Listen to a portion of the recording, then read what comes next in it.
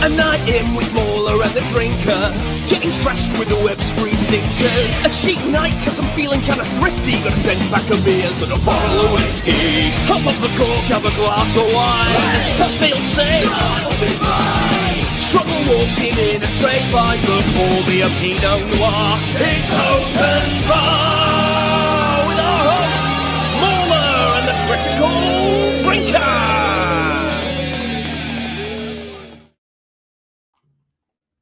Well. What's up, you gays? I mean, guys. Opening with that demonetized and banned and cancelled immediately. That is what happens when we're late, MauLer. I can't help it. It just overtakes me and I can't resist. You can't just call someone gay, dude. Wait, MauLer, are you implying that that's an insult? No. Well, okay then. You better get that under wraps. All right, cool. Well, welcome everybody for Open Bar 187. It's good to have you all here, and we've got a bit of a packed bar tonight. Actually, it's busier than usual because there's a lot of people who wanted to come in and talk about Masters of the Universe. Ooh. So I thought, what the hell? It's called Open Bar for a reason, so we'll let them in. So yeah, looking forward to talking about that shortly, and we'll get to the bottom of this, whether or not this movie is actually good or bad or whatever. Gay. In between. Or gay, or woke, or toxically masculine. Who knows? We'll find out when we talk about it. But in the meantime, you ready for a couple of pointless facts before we bring our bar in? No, you owe me a Bond stream. Do that first. Yeah. then we'll grab him, okay? I did think about doing it last night, and then I decided I couldn't be fucked. Damn it. You gotta do one. Just one. I gotta see you play at least the beginning. I just needed a break last night, but well, we'll see what we could do. Maybe Friday, actually. I'll see if I've got time then. Anyway, pointless facts for 1987. It was Black Monday, the day where the stock markets kind of melted down. The Dow Jones Industrial Averages plummeted over 500 points, which basically means it lost over 20% of its value in a single day, which triggered a global stock market crash that sent shockwaves through the financial systems of pretty much every country on Earth. So it was a bad day. Black Monday, not a great day for anyone. So never mind. The Earth's population also passed 5 billion, apparently. The United Nations symbolically marked the day. What are we sitting at now? Like 7, 8? I think it's 8, isn't it? We're about 8 billion. Yeah, Az is holding up his hand saying 8, so yeah. So we went from 5 billion in 1987 to 8 billion. That's quite the jump. So quite the jump. Yeah. We'll see how much it keeps going. Also in that year, it was the 50th anniversary of the Golden Gate Bridge being constructed. So 800,000 people gathered to celebrate, and most of them stood on the bridge. And because they're a bunch of fat bastards, it actually compressed the bridge to the point where the arch flattened out on it, which seems kind of dangerous, actually. I don't feel like it was designed to hold like the best part of a million people, but there you go. Do you remember when Magneto picked it up and he said Charles always wanted to build bridges? Do you remember? I remember. Do you remember? That was a killer line, bro. Yeah. Pure cinema. There was also a neat little story that came out this year. It was I just love it because I love these like mad bastards who do stupid things. In this case, it was a guy named Matthias Rust, an 18-year-old German pilot who decided he was going to fly from West Germany to Moscow in the middle of the Cold War and land there just for a laugh. So he did. He flew all the way to... managed to get over Moscow. He was going to land actually in the Kremlin, but he decided if he was behind the walls there, they would probably just arrest him out of sight. And he wanted to make a bit of a statement. You know, he wanted people to see him before he was arrested. So he landed just near St. Basil's Cathedral. Once he landed, he stopped, got out of his plane and signed autographs with people. When they asked where he was from, he was like, Germany. Why not? Didn't exactly end great for him, though. He was arrested immediately and sentenced to 4 years in a penal colony. I hate when that happens. Yeah, but he did get released after 14 months and went back home. But what a fucking baller move, man. Yeah. He did actually he got detected on their air defense systems, but nobody could believe that someone would be that fucking stupid to fly like a private plane all the way through the Soviet Union. So they were like, oh, it must be some guy from a local, aerodrome or something, or a flying club. So they just let him go. He made it all the way to Moscow, which I love. Yeah, it was also the what did we get there? Yeah, Starlog salutes Star Wars. So it was held in California, in Los Angeles. It was the first officially sponsored Star Wars convention, and it commemorated the franchise's 10-year anniversary. Wow, Could you imagine that when Star Wars was only 10 years old? When Star Wars was only Star Wars years old. The days of yore, I mean, I think that was considered like the dark times, wasn't it, with Star Wars? That late 80s, early 90s period where there just really wasn't anything going on. There was no really expanded universe yet. None of that had launched. And so it was kind of a dry patch, I suppose, for Star Wars content. But God, I wish for that again. I was about to say, it's a better times. Yeah. Anyway, the big movies of the year. The biggest one by far was Three Men and a Baby. That made 167 million domestic. So a comedy, basically. Fatal Attraction came in at number 2. We all remember the bunnies getting boiled there. Beverly Hills Cop 2 was 3rd place. Good Morning Vietnam and Moonstruck came in at 4th and 5th. We got The Untouchables, classic there. You got Lethal Weapon, which was at 9, and The Witches of Eastwick at 10. So it's kind of an eclectic mix. But in our sphere, it was also the year that gave us Full Metal Jackets, Wall Street, Predator. I mean, I say like more? That movie. It's an okay movie. It's okay. Yeah, it's okay. We've also got RoboCop, The Lost Boys, Raising Arizona, Evil Dead 2, and Hellraiser. Oh, and Spaceballs. All in the same year. What a selection. Pretty good year for films and such. And crazy pilots flying to the Soviet Union. So hell yeah. Anyway, well, we've waffled on enough. It's time to assemble our gigantic bar for the evening. So should we bring our guests in? Let's assemble them. All right, welcome everyone to As Shad DarkHour. The plot strikes back, and George the Giant Slayer. Hello, gentlemen. Whoa. Welcome. It's good to be here. You forgot that the original Masters of the Universe came out in 1987. Oh God, I should have mentioned that. Yeah, it didn't. It's funny. It didn't show up in any of my lists of like top earning movies or best movies of the year. Ouch. Funnily enough, but yeah, you're exactly right. The Dolph Lundgren classic, is that the word I want to say? I think it's aged pretty well. Actually, I think it's better now than when it came out. I'll give Frank Langella his dues. As Skeletor, that guy fucking crushes it. Like he commits 100%. Didn't he do it because his daughter asked him to, or something, or something like that? One of his children wanted him to. Isn't that the guy from Street Fighter you're thinking of, who played Bison? Oh, Raul Julia. Raul Julia, yeah. His kids were massive fans of the games, and so he did it because of them. I mean, maybe Frank Langella's kids were big fans of He-Man as well. I don't know. I think there's a reason he took on the role of Skeletor. I can't. Maybe I'll go on, but I think there's a reason he took. Yeah. It Well, it's one of the earliest post-credit teaser scenes too. A lot of people don't even realize. Oh yeah. It is weird when you see him without his like hood over his skull head, you know. But you see the black, the rubber black that's flopping. Yeah. You know, the days before CGI, they had to work with what they had. I tell you what, though, gentlemen. Well, we should probably just talk about this now. Masters of the Universe has come out this week, and it seems to be a bit of a contentious movie on social media, at least. Some people saying they really enjoyed it. Tom Connors saying it was the worst thing humanity's ever produced in all of history. What's going on? Didn't he like Man Superman a lot? Yeah, like that fucking garbage Superman movie. Okay, I'm just okay. Big Superman. It is contentious, but I want to ask you guys, assuming pretty much all of the panel here have seen it, what did you think of it? I really enjoyed it. I thought it was a lot of fun. Yeah, far more than I thought I would. I didn't think I would, but I watched it, and within like half an hour, I'm like, I'm having a good time with this. And you actually texted Drinker while I was watching it, and I read my text, and I'm kind of liking this, and I was like, yeah. And then I was so surprised at how many times I was laughing. It was just like not laughing at the film, just laughing because it was actually legitimately funny.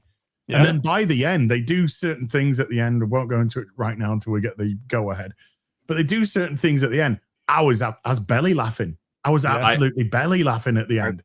I had a proper laugh out loud moment near the end as well. So I personally had a good time with it. It's it's got its issues, but I thought it was a lot of fun. A lot of fun. I think that's a credit to the film because there were a lot of red flags about this. A lot of red flags. Commentary saying that Skeletor is all about toxic masculinity and things like that. And so I had a lot of trepidation and concerns going into it. But the film actually won me over kind of soon. It was with Man-at-Arms, basically like how he's training the kids, and he just lays out some really classic kind of masculine, teaching methods. And I'm like, that's kind of out of the ordinary for Hollywood. You have my attention. And then the film it kept me hooked in throughout the entire thing. And honestly, it got better. And it's right.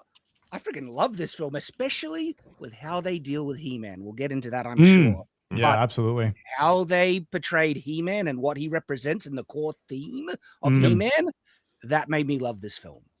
Yeah, I was really surprised by it too, because a lot of articles came out in April and May about the director, the actress who plays Tila, saying that her character is framed around her father's toxic masculinity, which I was ready to bash this movie into the ground, considering, I cover masculinity on movies every Monday night.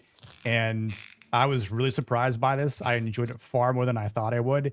And just thought, man, this has a lot of great moments in it concerning masculinity. And it was just downright funny. Like there's obviously some cringy and like campy parts, but that's true.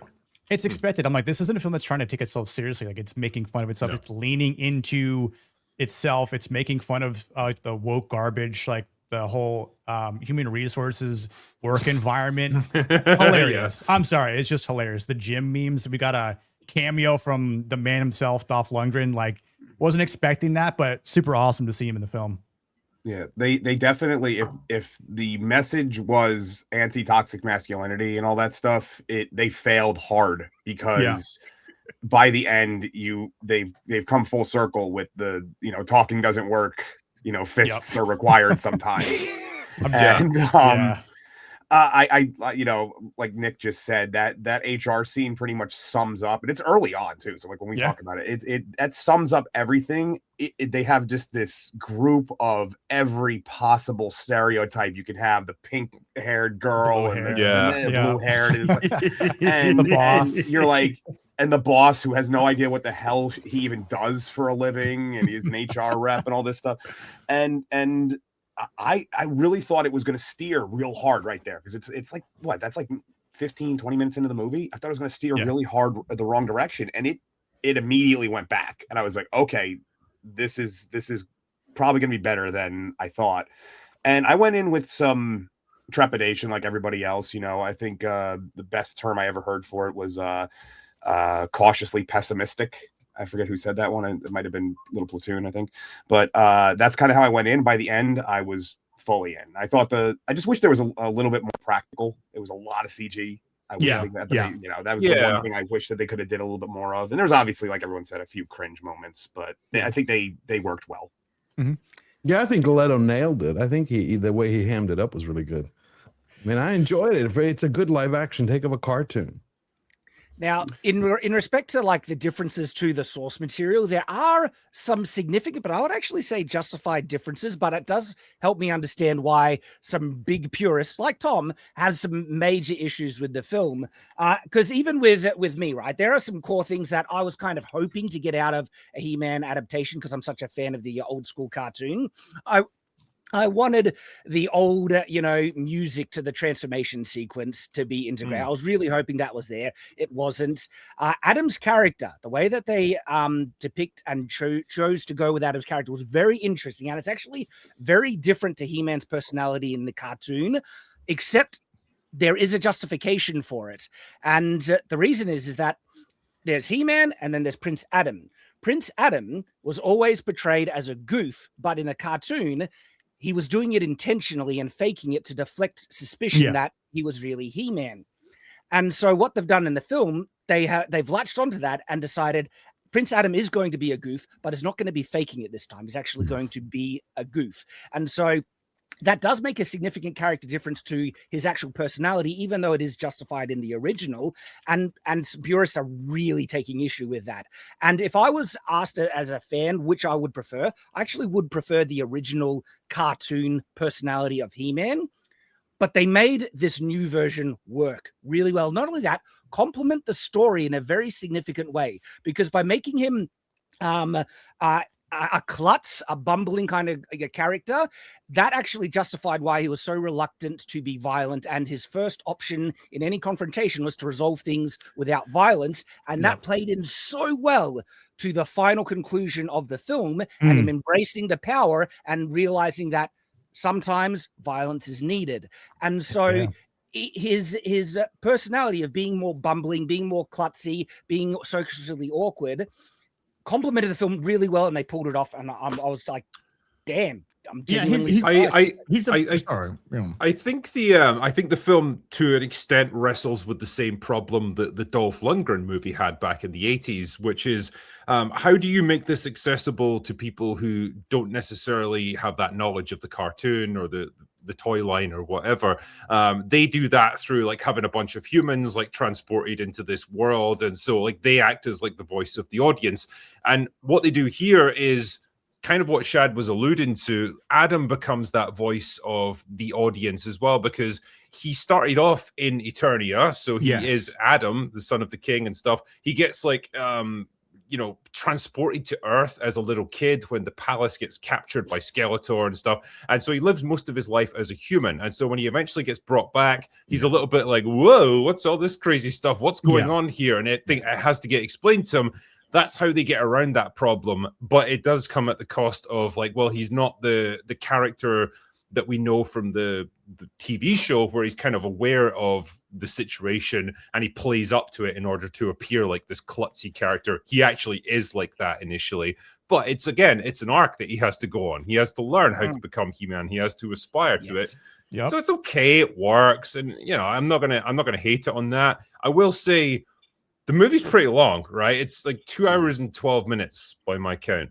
And the first 30 minutes of that is mostly just him on planet Earth, just doing his daily thing. Like he's looking for the sword of power because he lost it somehow, and it doesn't really explain how, but he's lost it, and he's desperate to get it back. No grip strength. It's it's literally just falling. He was just too small to hold it. He didn't have that much power back then. It's just some guy who like leads him to a comic book store that's got it in stock apparently, and that's how he gets it. But like it does waste quite a lot of time, and you kind of have to slog through that whole segment a little bit, which is unfortunate, because really the movie gets going properly around the 35-40 minute mark, and that's when he gets transported back to Eternia, and essentially things just carry on as they should have done from the beginning, which it's imperfect, but it works.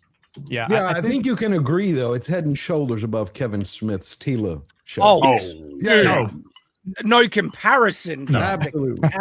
I mean, this has He-Man in it for a start. You know how you can feel sometimes the intent behind it, like whether it's a slightly goofy, slightly campy, but well-meaning film like this is, versus like, no, and we're out to deconstruct everything that you used to like with the Kevin Smith version. There's a real difference in the tone, the feel of it, and this one is definitely on the right side of. It's a well-meaning movie. It's not perfect. It's not high art. Yeah, Prince Adam / He-Man. He's very much the main character. Yes. He's not sidelined, and he's not made to look a buffoon by others. I've heard a couple of people talk about, well, Tila saves him on a couple of occasions. Yes, because Prince Adam is a product of planet Earth, not Eternia. And if he's going to have this growth, because by the end, I honestly, I fucking loved what happened at the end of this film with He-Man when the words don't fucking work anymore, and that switch, that switch, and I was just like, his eyes changed. I didn't expect that at all, and that was absolutely superb, and it had to be set up. It had to be set up. Because he was a product of Earth, he was brought up through this, which they mock brilliantly, HR system, corporate culture of current day. Yep. And so he does act in a certain manner. He has memories, of course, of Eternia, and he's the one that names all the heroes because he's naming them as a kid. And I actually thought that was a really good thing to do. And so the movie had a couple of big decisions to make because he's transported to Earth, which he isn't in the cartoon. They have to make him a product of Earth and therefore learn to accept the power that's given to him by the Sword of Power and Grayskull and how he responds to that use of power. But power is a theme. It's not toxic masculinity. The theme is power and how you use it and how you wield it. And then, of course, because the same actor is playing Adam and He-Man, you cannot do that transformation where people are just like, well, who's this now? Because it's the exact same character. Yeah. So I jump on that as... No, I get that but the only way that you could have done that is if you had an Adam and a He-Man. Oh no, I like what they did. I like the fact that because there's a big plot hole. Look, I love the original cartoon, but let's be honest about it. There are some really goofy things in it and things that simply don't make sense. And Adam, let's not mythologize the cartoon like it's high art or anything. It's not some Shakespearean drama. It's a campy, goofy 1980s cartoon to sell toys. Like, let's be realistic here. I saw a lot of people Well, I just want to say one of the problems is that Adam and He-Man look identical in the cartoon. Yes. Why do people not know who is who when it's right in front of your face? And so how are they going to address that in live action? Well, they decided, well, they're just going to know who he is because the other way is to literally make Adam look completely different like they did in the 2002 cartoon remake. And that's an okay approach. But I also like this approach. It's like, we're going to make him look the same because that's how he was in the original cartoon. And the answer to that is that people will know who he is. And I don't think it will. Yeah, it was more of a Clark Kent Superman thing. I think as well, like, I will applaud the movie because one of the questions there was like, oh, is it some kind of reverse Stephen Colbert thing where it makes fun of the right people, i.e. the HR sort of culture of they, them and all that? No, I think it kind of makes fun of like a lot of things. And one of the things it makes fun of is some of the conceits of the original TV show. Like, as you guys were explaining there, the idea that nobody knows who Adam is when he turns into He-Man and all that stupid stuff. They just get right around that, and that's fine. And, even things like, the crazy character names like Ram Man and like Fist Guy and stuff. Like, they just make fun of it. Dudes. Yeah, it's exactly. Yeah, it gets turned into a bit of a joke because there's some things I just don't think you can place dead serious, and that's some of it. Exactly. But it came from the innocence of a child, which is awesome. It comes from the innocence of a child. Exactly. It's those filthy adults that go Fisto, I bet he fucking does, type of thing. Ram Man. Also fisted a goblin once I saw. And I will say it as well, like when we're talking about Tila, and like how she does save him a couple of times in the early stages, that's very much because he's got no fucking clue what's going on. Yes, like he's just getting thrust into this world. And again, I never got the impression that she was put in this to like, beat him down or put him in his place or mock him or anything. Like, the character generally comes across as very well-meaning. She cares about him. She likes him and she wants to reconnect with him after all this time. She's not some like, snarky, prickly girl boss who's just a bitch. Like, it's not like that. That's not the kind of movie they're going for. And I think that's to its credit because it works so much more. You just accept her as like, well, she's a person who's got a lot more experience of this stuff than he does because she hasn't been removed from it for 15 years, but she still respects him and she hopes that he's going to be the savior that they desperately need, which is great. That's what we want. Yeah, and when Adam becomes He-Man, suddenly Tila is completely outclassed by He-Man. Yeah, she cannot match his power, and he is the one doing the saving and defeating the bad guys, and needs to fight Skeletor because Skeletor is just in a complete league out of her own that she can't even begin to approach. And so that really shows that this isn't a girl boss or, a female character trying to show up the male character, where the times Tila saves Adam perfectly makes sense with the plot, the background, everything's going on, and she shows up Adam as she rightly should. But when Adam becomes He-Man, He-Man shows her up and just dominates as he should. Yeah, I did like the bit where he lifts up the spaceship because it's kind of crash ship on the ground, and it's like does it with one hand. It's just like holy fuck, and then he just pauses for a second. He's like, "This is really quite heavy. Can you hurry?" The power tiers are very one relevant. thing though. Yeah, all of the characters do get a chance to shine too. That's what is really awesome. Even ones that some people don't even really know that well, which is pretty cool. This was definitely, it seemed like it started out as, mashing toys together. And then eventually it started to take on feeling. The people getting involved clearly started to love what they were doing. And I think it shows in the way that all of the actors portray it. I think Idris Elba, yeah, I think he did a fantastic job. Almost makes you forget that he's got a really good suntan the whole movie. And I will say to that, actually, he's a great example of where like race swapping can work perfectly fine, because there's nothing intrinsic to Man at Arms that makes you think like, well, he has to be white, right? There's nothing about his identity that makes it so that he has to be. He's a redhead, and there is a fucking redhead washing in Hollywood. It's unfortunate. But like, I think I think Idris Elba's a really good actor. 2, I think he plays the part really well. And like 3, I think there was nothing intrinsic to that character where you think, oh, they're trying to make a political point to this. I just think it worked perfectly fine. It was a little weird that his daughter is extremely pale and they don't explain that at all. But it's in Eternia. You can kind of just let it happen. Well, that's because he comes from an absentee wife family. You see. Which it beats the absentee black father trope. All ends up. I will say though, like the one character I was a bit disappointed by in terms of what they did with her was Evil Lynn. I wanted more. She was underutilized a bit. Because you've got Alison Brie on hand there, and like she's going for it with what she has, but like the character doesn't really get to do anything, and it's a shame because if I go back to like, I hate to bring up the Dolph Lundgren one, but the Evil Lynn in that was like way more scheming and like looked more intimidating, and it's like, oh, they actually did something with her. This one's a little bit wishy-washy, and it's a shame because I think she's quite a cool character. I thought she might have been like a betrayal thing or something. Yeah, but what about Miranda Baccarin? Did you like the way she pulled it off? Again, I think it was too little sorceress. I think we needed more. Too little. More time. And honestly, another character that I thought actually needed a lot more screen time, and as a fan didn't get enough of, Cringer and Battlecat. Completely utilized and missed, so that was again one of those things as a fan I was hoping for and I didn't get. And so maybe the sequel.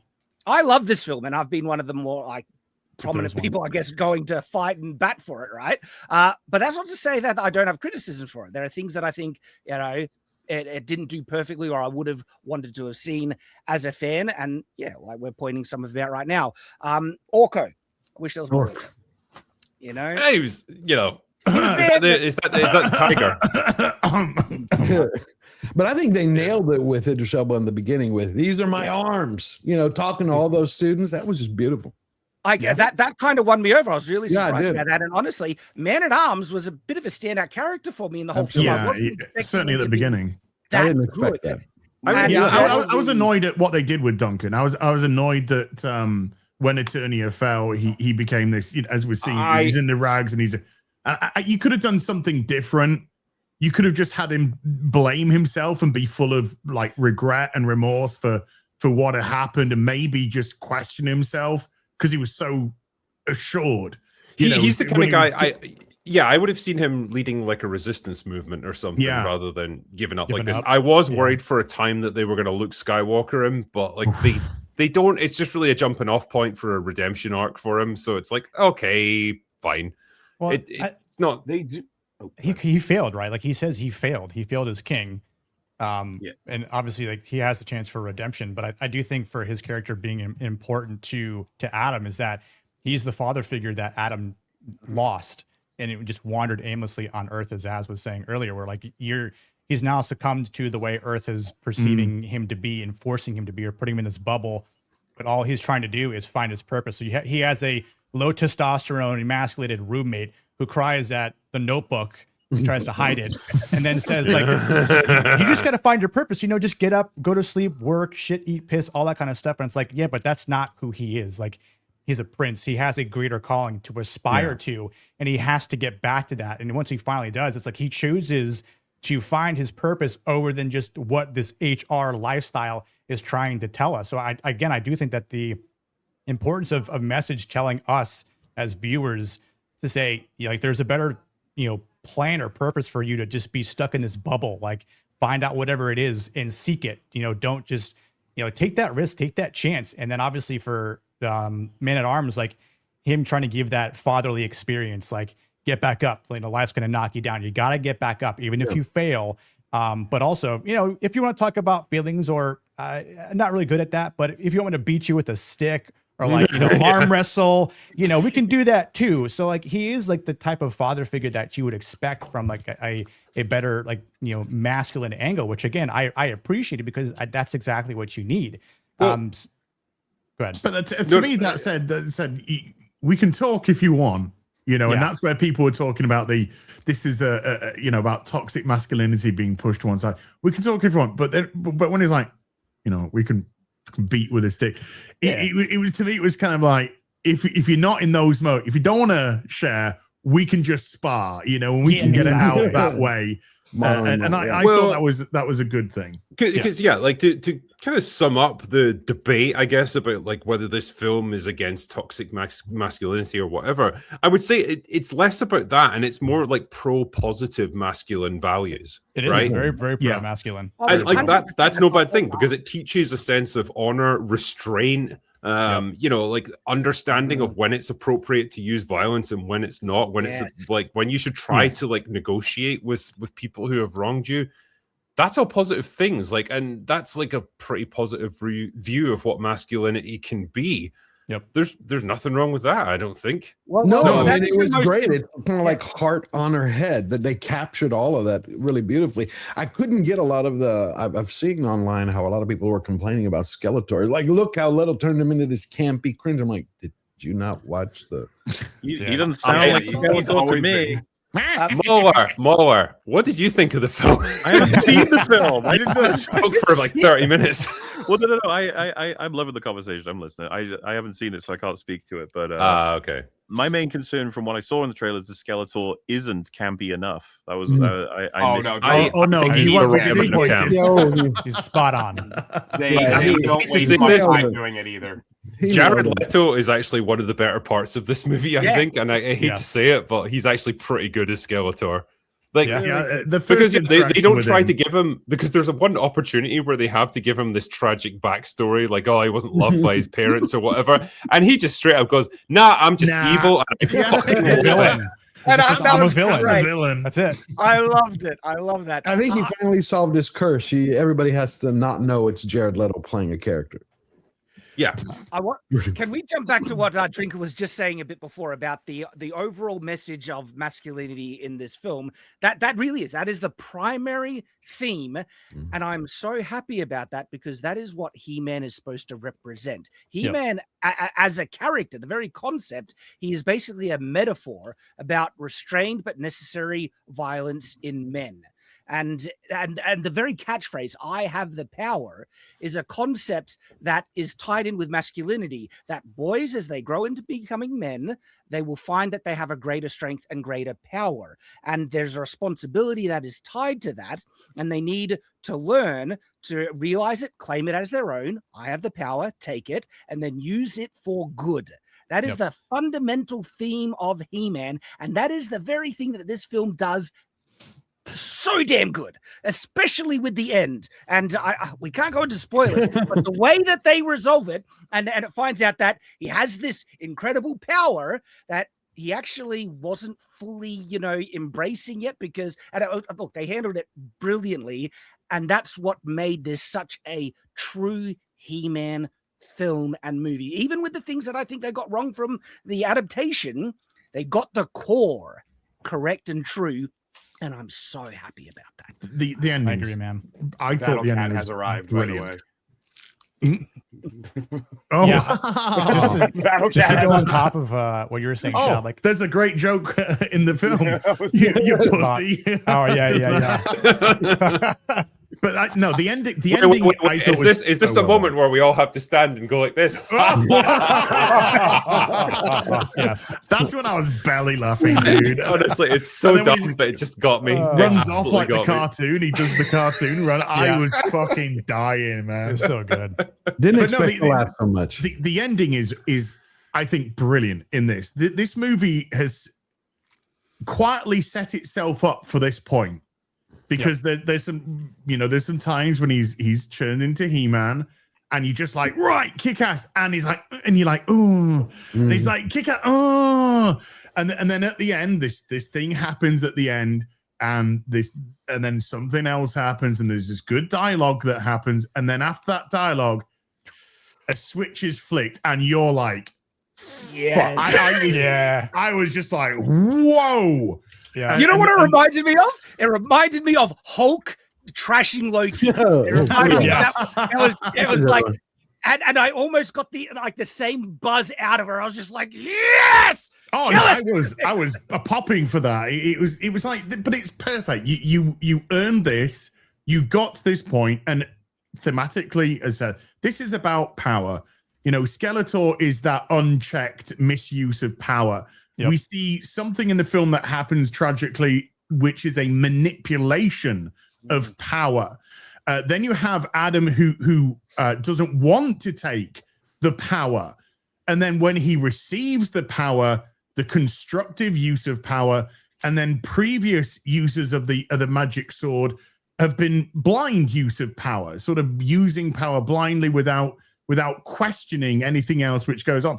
So yeah, there's nothing to do with toxic masculinity. I think it's a very masculine, positive film, and I think I don't think that there's anything wrong with a message about what would you do with power, how would you respond with power, and this we believe is the best way to use power.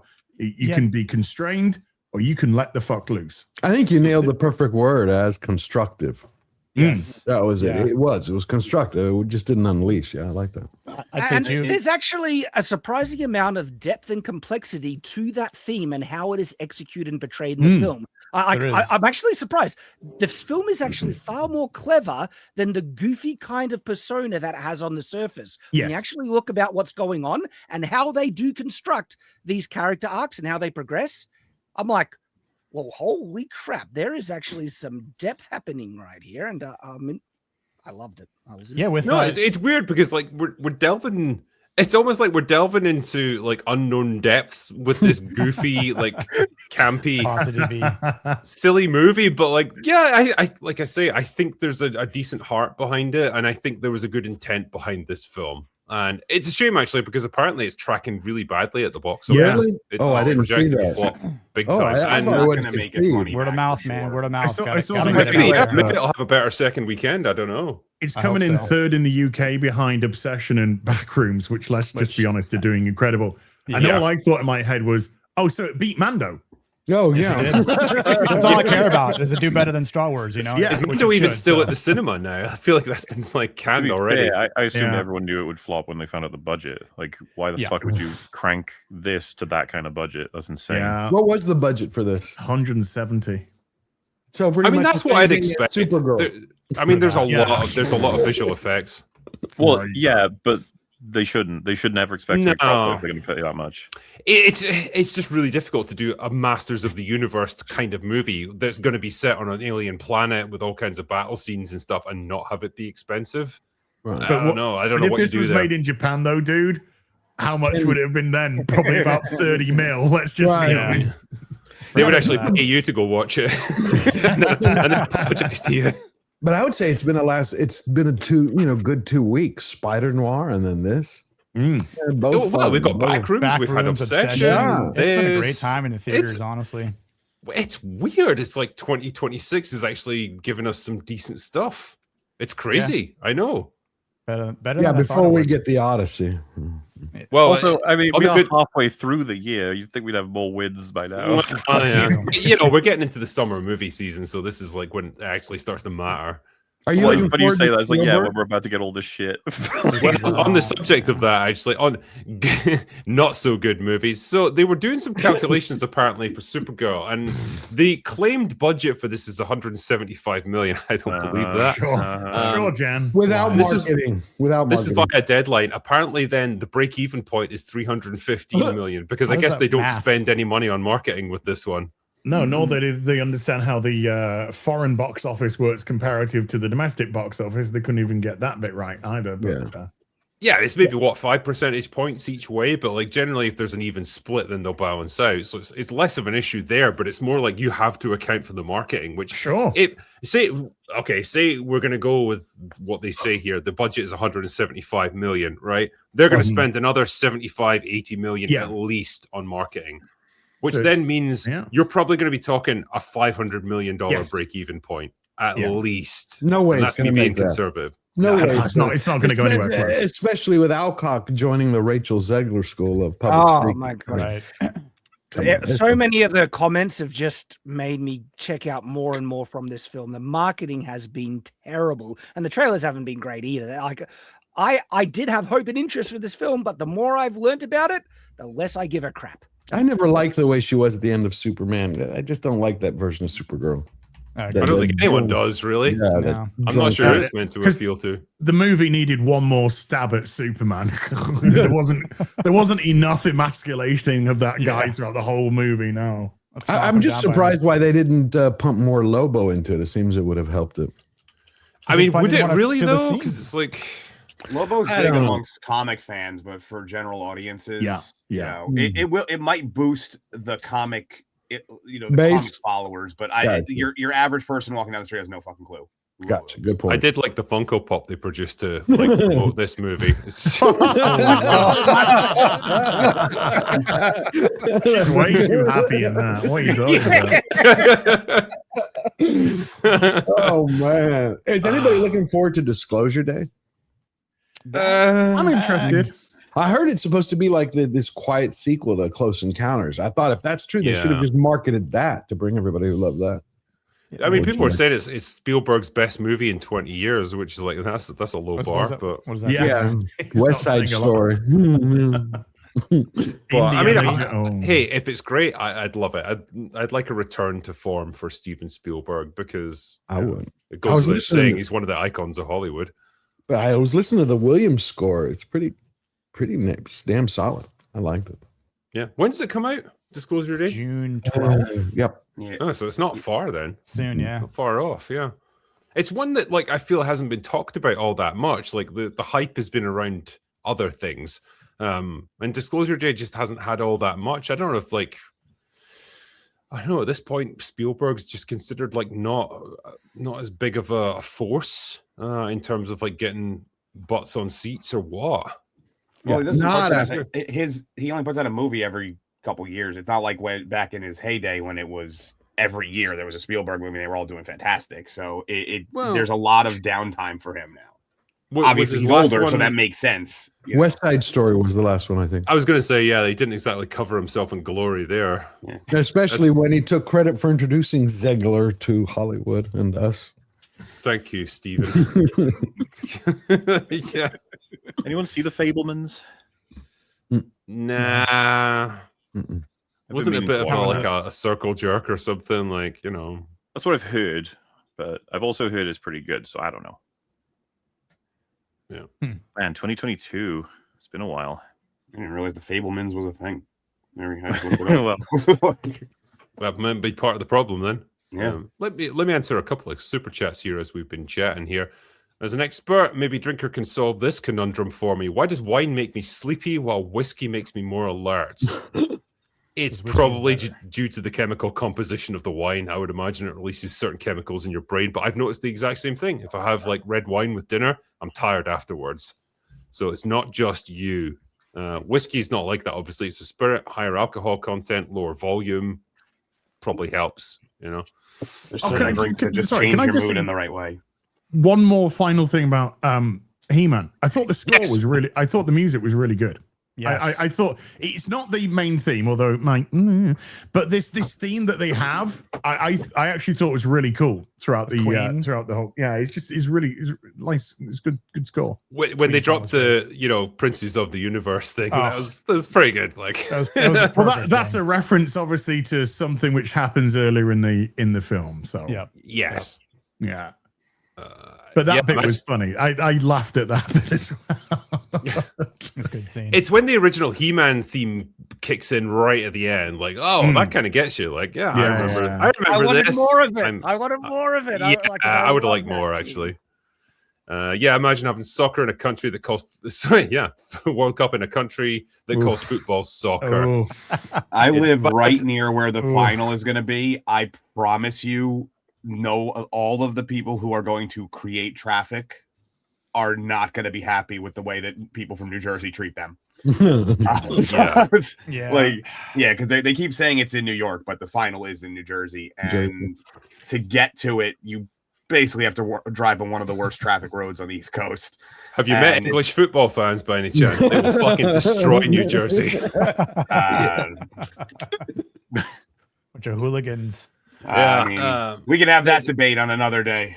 The time zones are the problem, though, because like all the games are going to be played in the evening, and for us it's going to be like middle of the night, and it's fucking pain in the arse. Like, not loving that. You guys are actually making me excited to see this film. I think you probably should go see it. You know what? I'll give it the thumbs up and say if you're a fan of He-Man and Masters of the Universe and all that stuff, and you want a wee nostalgia hit, I would say go see it. I don't think you'll be terribly disappointed by this one. I think you'll have fun. If you just want a good film for your kids that has a good theme to it and message, take your kids, especially young boys. They'll love it. I think this is a great. You might be answering some questions about fisting and Ram Man giving head and stuff. There was a few too many of those jokes. It was weird because it starts out really cringy, and then as they warm up in the movie, you warm up to the jokes. Yeah, it's at first you're like, okay, I get it. They have fun with it. They have fun. You think it's going to make enough to get a sequel? No, I hope so. No. I want a sequel now, but I don't know. I want a sequel. It might do I really want a well. sequel so bad now. On the post box office, it's a film that has the potential to do very well post box office with Blu-ray and DVD streaming, sales. right? Yep. Kind of like a la Resident Evil. So I think that will be the determining factor. But if there is a sequel, watch that budget get scaled right back. I do want to see it get a sequel, though. Yeah, me too. Yeah. I thought the whole survives on DVD or home releases era is dead. Isn't that what Matt Damon talked about? He did. Movies. Well, Superman did 300 million apparently in its first week. Right, and it was successful and profitable too. So so it's all profitable and lots of money now. Sure. In relation to that, by the way, especially the Supergirl stuff, right? It's like people have been trying to sort of answer why is it that we're getting weird pieces of marketing for Superman. Man of Tomorrow, I guess, when Supergirl hasn't actually just arrived yet. And the speculation, of course, is like, well, because Supergirl's going to fucking crash and burn, and so you may as well move on to the next project. Distract. But there are other theories such as leaks coming out, and that James Gunn hates leaks, and he's trying to get ahead of them by posting shit before it's seen in an unflattering light. I mean, we saw that suit lumbering around. Didn't he look like Buzz Tomorrow? So didn't he look like Buzz Lightyear in that? Yeah, I did. From ECU Brief, the Twitter account I just sent you, Drinker. There's a little clip that's gone out here of, I guess, some climactic battle between Superman and Lex. Can I show this? Yeah, I mean this isn't owned by anybody, right? This is some guy's like on his phone, I guess. All right, let me. I'll add it to the stream then. Hold on. So, well, and you could always still get claimed. I doubt it. It'll somehow. Every time, it always gets claimed somehow. All right, let's see. So, can you see it? And then he does look like Buzz Lightyear. The optics are really bad though, because Lex is clearly like, "Don't hit me," and then Superman's just laying into him like, "Okay, well, enough for your shit." In fairness, he's not hitting him at all. He's not even close. You can see the there's a good like 7 inches between his fist and he's so far away. I'm like, where's the camera? If it's over there, like, they're gonna need to CG some extra long arms or something. Oh yeah, I mean, well, you know how movie punches are. Like you're always about a foot away from the face. Yeah, but so, usually you know, for this one, it you goes- presume the camera will be behind Superman or something. Not Yeah, you see the angle yeah. there. It's like Well, you can see the camera. You can see the guy holding it up at the top there. Yeah, but Lex hasn't got his visor on, so it's compensating for the lack of visor, which will be CG'd. oh okay. Oh, That makes okay. sense too. Yeah. See, I want the days of Haywire. Remember Haywire with Gina Carano, where she shared the story where Michael Fassbender. like actually hit her in the head.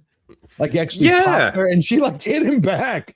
Like 'cause that was real. He like tagged her in the head because he's like all method, going all out. So that's Well, just I mean, Stallone like, yeah, I broke imagine she's used to ribs. taking those kind of hits as well. Like when you're working with a cage fighter, it's like, okay, you can do that. Well, there's all the stories about almost every Rocky movie. Sylvester Stallone got fucked up in some way because he told people to punch him for real. Broken ribs. That was sent to the Dolph hospital. Lundgren. Dolph Oh, Lundgren yeah, was one of them. So- Everybody. There's a scene there. Oh, go ahead. Yeah, I was going to say that the best one was Dolph Lundgren because he said, yeah, like we want to get some good hits in for this, like for the next take. So just go ahead and hit me for real. He hit him so hard that he actually displaced Stallone's heart from the left side to the right side of his rib cage. Damn. And almost killed him, like triggered a cardiac arrest. Stallone woke up in hospital like a day later. Like, what the fuck happened? It's like, turns out Dolph Lundgren's actually a really good fucking boxer. Well, he's a black belt in Kyokushin karate, And he's which a is fucking legit. unit. Like, Yeah, Kyokushin is like legit knockdown, fuck you up karate. It's not like your McDojo walking down the street it's like put in a mouthpiece and beat the piss out of each other until someone falls over. Hey, And but he's how the many best. doctorates If does he he have dies, as he well? dies. He's got like 2 or 3 doctorates, you know? Yeah, He master's he's like- degrees in like some science, like some Oh, sort of black belt. he's got a degree in chemical engineering. I know that much. He's a smart dude. Yeah, Oh, it's like got a he's very high IQ. like in his prime. It's like he's built like a fucking anatomy model. He's you know rocket able to beat scientist. the shit out of Sylvester Stallone. Yeah, and he's literally a rocket scientist.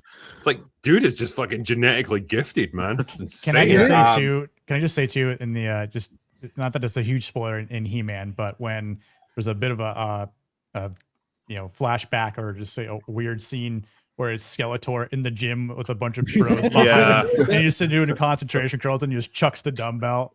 I thought it was. It's pretty hilarious. Yeah, I will say, yeah, I liked Jared Leto's take on. I did. on, Yeah. Can't be fun. Better than I thought it was Skeletor. going to be. Yeah, that's for Yeah, sure. Better than his definitely. Joker. I wish that he Yes, would have. They yes. would have let him do the And high pitched Morbius. voice though, because I heard some reports that he wanted to, and they nixed the idea of him doing high pitched Aw. voice. So. It felt like it had been digitally altered, like to make Yeah. it super low little and bit. gravelly and stuff. I don't know if Leto can do that, but But did you see maybe. how they kept him out of all the premieres? There were articles Yes. like they didn't allow him anywhere near the premieres. Like they didn't want anyone to know. Nope. would you not want in to? it. Well- Is it the rumor is that he wasn't happy with how the production went and he has been a bit sour afterwards? That's the rumor I've heard. But I didn't Really? hear that one. Which, yeah, that might like be this. why they killed him off, kind of thing. But like, it's not going to. Yeah, I'd be all right. He'll come back. He'll come. Or, well, if they ever get a sequel. I like this one. Supergirl, you have to catch the zeitgeist in the moment, and Girl Boss is so in right now. Sure, yeah. We're all ready for that. Is there any hope for God of War, Lao Fei? The dialogue was weak and the cube was stupid. Yes, it fucking was. Do you want a cube of jello to like follow you around and help you in your quests? I don't know. But could they properly build on where the lore for the mask was leading? The type of quality dip people are anticipating would shock me. I mean, I want to be optimistic for this one, and I know the God of War writers team is fucking strong. Like, if the same people who did Ragnarok do this, they can deliver something good. But Well, I can see why people were pissed off with it. Yeah, what was with that Deborah Ann Wool? The way they changed her face. What was with that? They How they uglified make her. her ugly? How did they They pull that off? uglified her. Yeah, that Well, was. people have been in- upset about that, like commenting on it. Like I just said, like she looks ugly. She's not, gross in real life like this. And No. Yeah, but then people change the in true fashion, they trying to change the narrative, being like, "Oh, they're calling this woman ugly." Like, no, we're Yeah. saying that they uglified a hot woman. How do Exactly. you pull this off? well, they pull it off by doing it on purpose. This is completely it's intentional. Yeah. Yep. Into another ginger. MauLer, did you have something to say on this matter? I'm very, very, very, very concerned. But honestly, nothing actually could compare to finding out that Alana Pierce has significant influence over this game's writing. Is that true, or is she bullshitting on that? She's one? lied before in many ways, but dude, so let's put it this way, right?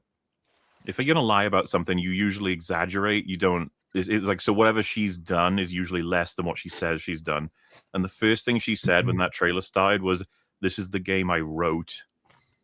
I was like, I spent the last 4 years on or something. and so meaning the best we can hope for probably is that there's still residue. Her radioactive stain may very well be all over that script. And I'm not gonna lie, man, that cube, I was like, fuck, is that hers? Is the choice to cast Jack Quaid as the fucking wacky cube hers too? Yeah. This fucking Aussie screwing everything up. The thing I was like getting at, because I made a video about this on my gaming channel as well, was like, is this a story that really needed to be told? Like, did we need this particular piece of like mid-quel content filled in for us? Like what Faye was getting up to during the events of Ragnarok? Like, I don't know, because especially if it leads where a worst case scenario, I think it might lead, like she was like secretly fixing everything behind the scenes in order for Kratos to be able to win. That would be fucking disastrous. I don't even like the idea of this never ever when place where all of everyone who dies goes after they die in their afterlife death of their respective pantheons. They go here, but they can then get killed in the afterlife, so they're dead twice. That's what I'm saying. People are like, "Oh man, we can meet Zeus and Odin again," and I'm like, "Dude, what does death's never going to mean anything in this fucking world if you can go to an afterlife and then an afterlife of the afterlife? Like, what are we doing?" And then, of course, that it's out of time. And it's combining loads of pantheons at the same time, which to me feels like compensation for the fact that they know fans are not going to be happy about this. Like we're due right now for a new Kratos God of War major entry, and obviously a lot of people were like Egypt. And it's okay, how about not Egypt, not Kratos, his dead wife, who's been this is memes going around where it's like, they're honoring her, they're scattering her ashes, they're thinking of the influence they had on her. And then it just hard cuts to her getting strangled by this giant devil demon in the afterlife. It's like, that's what's actually happening right now. You're like, okay. I'm a little hopeful about this game. Have you seen the homemaking mechanics that's in the game? Let me bring them up. Like, oh boy. Back to the kitchen. Yes. Faster, woman! I'm hungry! Okay, like now so this is accurate, right? Yeah, like okay. Dishwashing He just mechanic, screams at her, "Faster, woman!" clothes washing mechanics. So it's like Good action there, by the way. Good action. Yeah. Well done. Really good technique. physics. Yeah. The physics are spot on. What's Yeah, the sandwich making? making? What's the sandwich making mechanics like on this? Yeah, like, okay. I'm actually a little interested now. There we go. It's going to be QTEs and you know it. Oh dear. I mean, yeah, like I say, I would hope for the best, but man, they're making it difficult on this one. Like, I just feel like they're giving people the exact opposite of what they want. And, you know, I can understand the hesitation that a lot of people have about this, where you replace like Kratos as your lead character with Faye, a character that I don't think that many people give a shit about, really. And then suddenly like try to rewrite the history of this entire series to say like, well, here's all the things that she was doing that were actually arguably more important, or like that were making things possible for him in the real world. I don't know, man. I hope they don't do that, but I got a feeling they might, especially if Alana Pierce is writing it. Jesus. That's the worst news ever, honestly. Yeah. But she kind of almost backtracked immediately when somebody questioned her about it. She said, well, I left in last year or November of 2025 or something, and probably all my stuff has been got rid of by now. So she kind of tried to reel some of it back. Is that because someone at HR got in touch with her and like, I'm going to need you to like back out of all of this? Well, she's part of this, one of these fucking cabal, the bunch of these YouTubers. She was behind, she was part owner of was it Creator Clash and all that kind of stuff. Oh, yeah. So I don't know what goes on with these fucking people. I don't care. She's a fucking retard, situationally disabled. What a fucking she is spasmo. hated. She's hated in multiple communities. Yes, that's her. The situationally disabled. I forgot about that. Having a child counts as being disabled, and games need to count for that. Yeah, what if I'm holding a drink? And you While are I'm trying to situationally take a drink disabled, while man. I'm playing. It's hold on, chaps, and just situationally.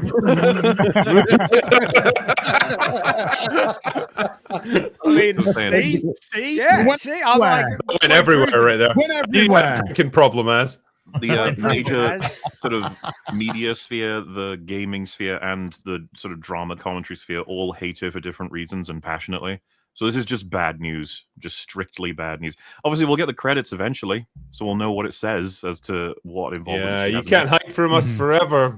But I'll tell you this much: God of War laundry. if we knew for a fact that she had zero influence on the entire game, it won't change the fact that if you see that fucking cube saying "Focus, Faye, we've got to get out of here," shit like that, like it's gonna be like this. It's called Frank. Yeah. Okay, and I know the spelling is different from like the Frank that we use, but like fuck off. Like when you're like, oh, leave me alone, Frank. I've got stuff to do. Frank with This the is Q. like Norse mythology you're supposed to be dealing with. You're like, fuck We off all know with what this stuff. is. It's a jelly cube called Frank. It's like, so we're doing quirky chungus shit. Like, Yes. yeah. And I've seen people compare him to Mimir. I was like, are you fucking kidding? Just because he's a head, that doesn't mean he's like a ridiculous jelly cube that bounces around called Frank. That's not the same. Also, Yeah, God of now War's that's discriminating against disabled people. Like he literally doesn't have a body. The other problem is I fucking love Mimir, and Jack quit. Like listening to Huey yell me commands throughout a fight is going to drive me nuts. I hate that, like, this fact about Jack Quaid that like he's just, when you want a kind of effeminate, like unthreatening male character, like he's your guy. You know, that you can just make a bit of a whipping boy. It's like that's just what he's become. Like, okay, I suppose it's lucrative for him as an actor, but man, where's your self-respect? Jesus. They're actors. Nepo baby. Yeah, it's not impossible that the game will be fun, but my God, what a bad move. I just do not think this was the choice, lads. You can't... Best we could have done is so you get a God of War game out and maybe you get like a separate ways campaign type situation with what you want to do with this or something, but why risk collapsing your IP with this? Why would you do that? MauLer, is there any chance that this could attract a modern audience? What modern audience? What are you talking about? We're still looking for a drink. No one found it yet. They're waiting. TikTok, modern audience. Where are you? Still waiting them to turn up to anything. They're the ones that played mixtape, yeah? Yeah, there's an APB out there for the modern audience still to this day. So. I mean, it comes back to that thing that Chris Gore said. It's like when you've got like a boy brand that everyone can enjoy, a la God of War, or in his case, the MCU, and then you try to turn it into a girl brand that no one enjoys. Like, where does it lead you? Fucking bankruptcy, buddy. So, yeah. I mean, it's almost similar what Marsha Lucas, because she died last week, what she had said about Disney Star Wars. Did you read that? They showed it again. That quote was an older quote, but yeah. I know, but it was beautiful. It was from 2021, but she was like, you took a boy brand. And then you killed it. And you showed it. I will say this one that came up as well. I forgot to mention this. R.I.P. John Blanche, the artist whose art defined Warhammer 40K. Yeah, I saw that. Yeah, he did a lot of the early edition stuff, and it's so iconic. It's gorgeous to look at even now. Yep. Are they still making the series with Amazon with Cavill? They are apparently, yeah, but they're taking their time over it. I think Henry Cavill is like personally editing every line of text in it. I hope so. Magnifying glassing it all. Just he's like, this is heretical. Burn them. Yeah, just know how it is in the book. I just find it very interesting that Henry Cavill got this, a couple of 3 years ago, it was announced that he was going to be doing this with his production company. Yeah. His favorite army in Warhammer happens to be Custodes. Yeah. Right. Then because of the law, and he's very stickler, he's a stickler for law, then suddenly Games Workshop decide to bring in female Custodes now as canon. Yeah, his favorite. But as they've always been female Custodes. I know. Yeah, we just didn't know about them until like right now. Yeah. We just didn't know it. We just didn't know it. That's all. At least we got Highlander. Highlander, they keep releasing little clips behind the scenes with Cavill. He looks pretty good in it. Actually, when they played the Princes of the Universe in He-Man, I was like, ah, shit, they just took the wind out of the sails of Highlander right there. When that happens in Highlander, now it's not going to matter anymore. No one, people would be like, you're just copying it. But they went to a church in Poland. I saw behind the scenes the other day. It was online to shoot a scene. Yeah, that's why I think the Kurgan resurfaces. Because he gets trapped beneath the ruins of a church during World War II, like a bombing raid or something, and like blows the whole place up, and he's trapped under the rubble for decades until he can like claw his way out eventually, and that's where he appears.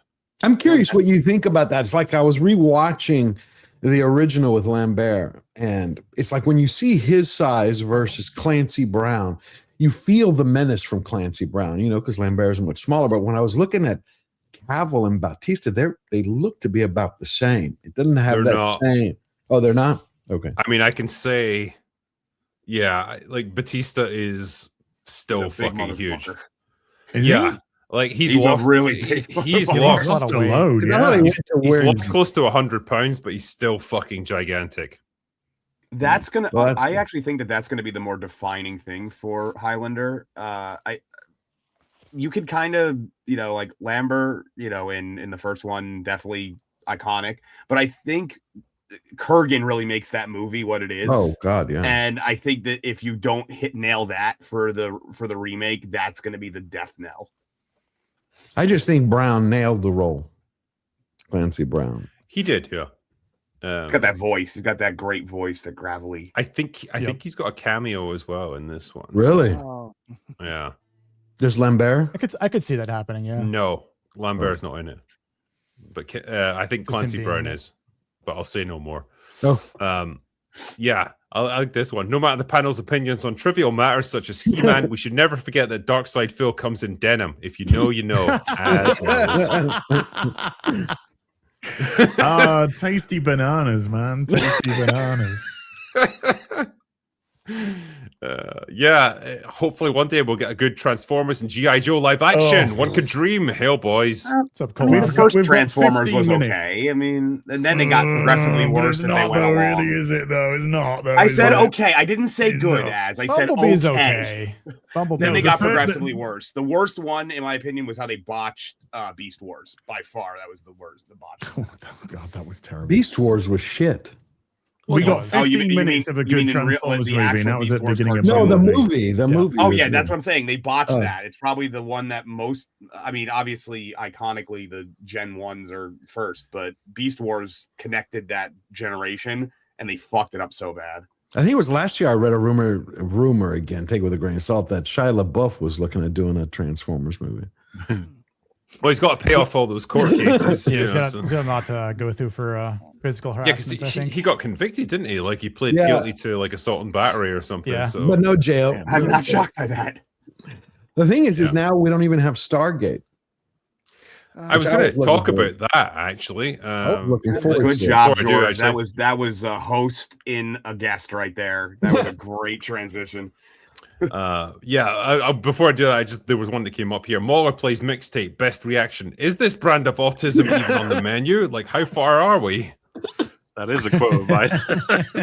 That's a good quote, actually. I like that one. Anyway, Stargates.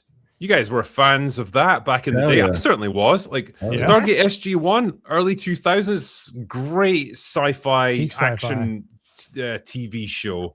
Alongside Farscape, like we were living it good in the early 2000s. Fargate, yeah, that's something else. The collective term. Really good. I tuned in for Amanda tapping. Yes, well, we'd all like to tap Amanda, wouldn't we? I remember that shower scene with Colonel O'Neill in the first season. Yeah. That's before they really figured that show out. But man, she knew what she was doing. Anyway, so they were going to be doing a new Stargate TV show, but it was announced. They were apparently like quite keen to work this into the lore of the original shows, even bring back some of the original actors and so on. And then out of nowhere, Amazon canceled it. It says here, well, actually, no, I won't go into that just yet. But what I should probably do is share screen so I can do the article from Variety, which I think covers it better. Basically, they were saying that they have decided not to proceed. And let's see. Yeah, there it goes.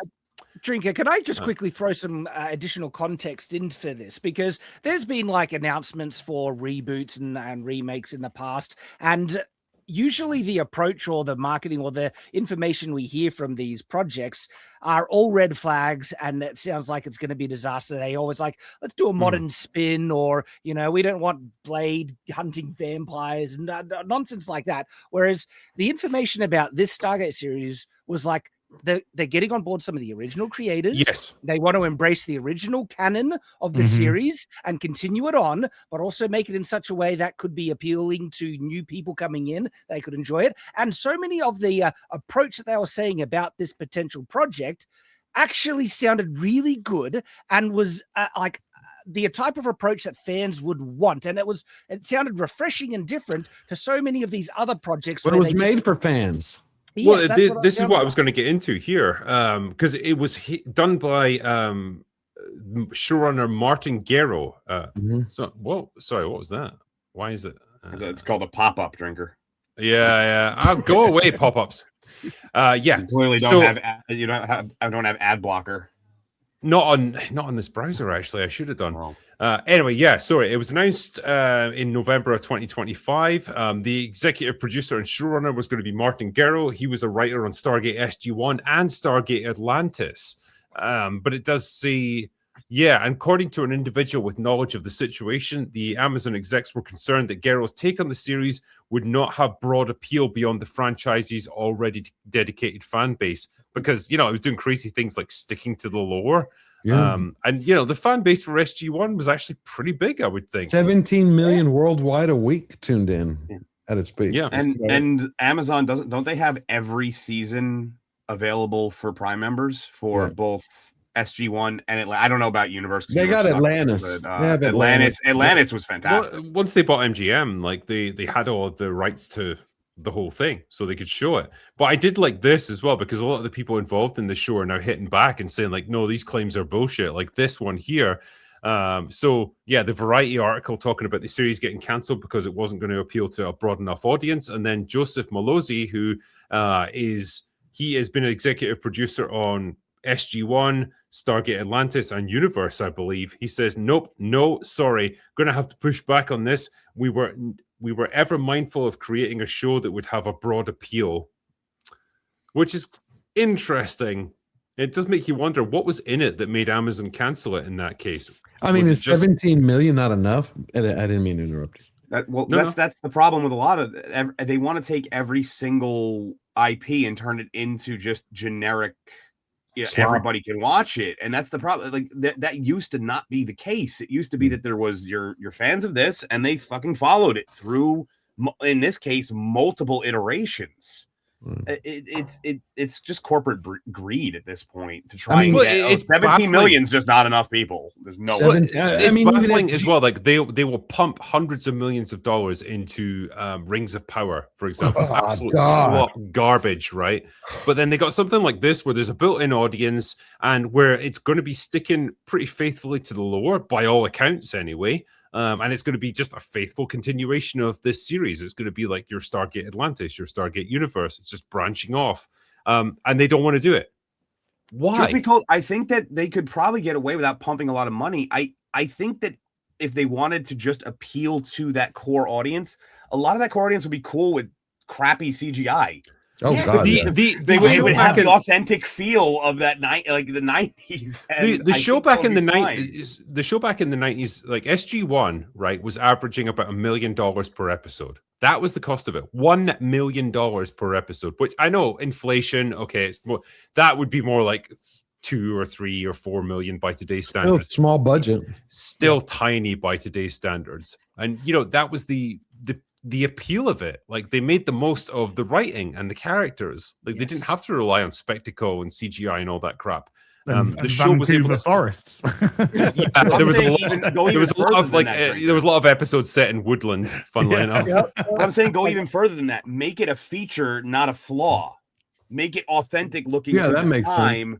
And then it lowers the budget by simply saying, "Hey, we wanted it to feel like a true continuation," right there, you chop the budget down, and you don't need to get a huge audience. Come on, the replicators, they weren't fancy.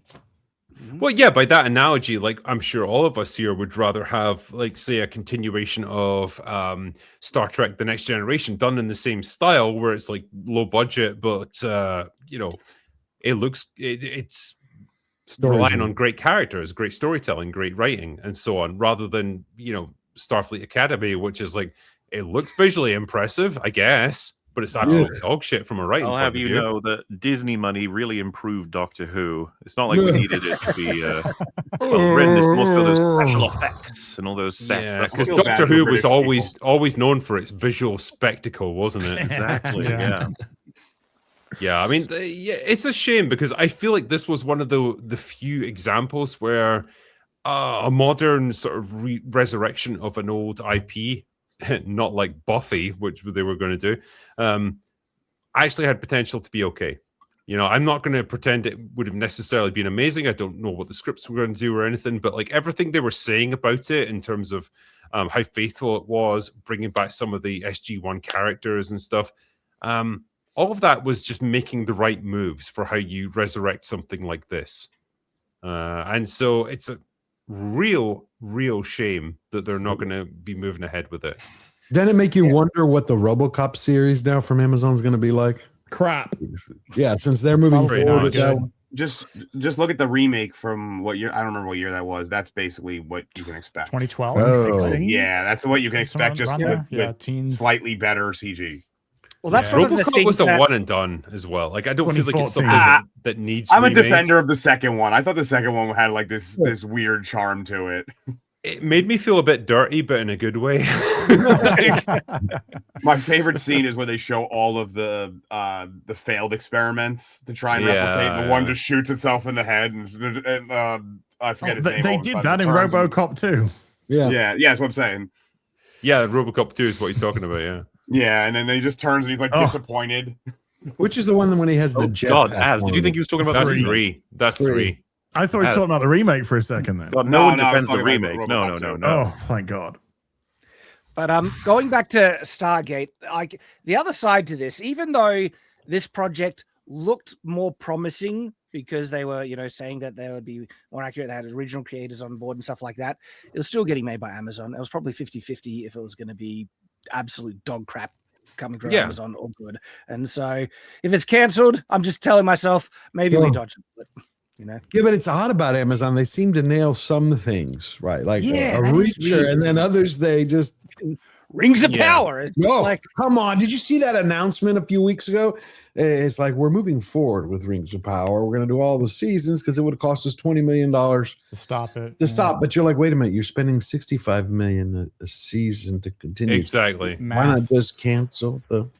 Take the hit, man. Just stop it. Like, stay this madness. But it's funny. One of the last lines Cast it in the fire. No. In their press one of the last lines in their press release was like, though sadly, we won't be able to do any of the spinoffs. I'm like, really? Well, here you go. Like, Clarkson's Farm is probably the best thing that Amazon have produced. Yes. Yep. And it's new season just came out. I need to watch it. It's just a fat middle-aged man walking around a farm. It's just absolutely genius. Genuine storytelling you'll find on Amazon. It's real. Good point as well. Yeah, Reacher isn't made by Amazon. They just market and broadcast it. Thank you. I'd maybe say the Terminalist series is probably it's good.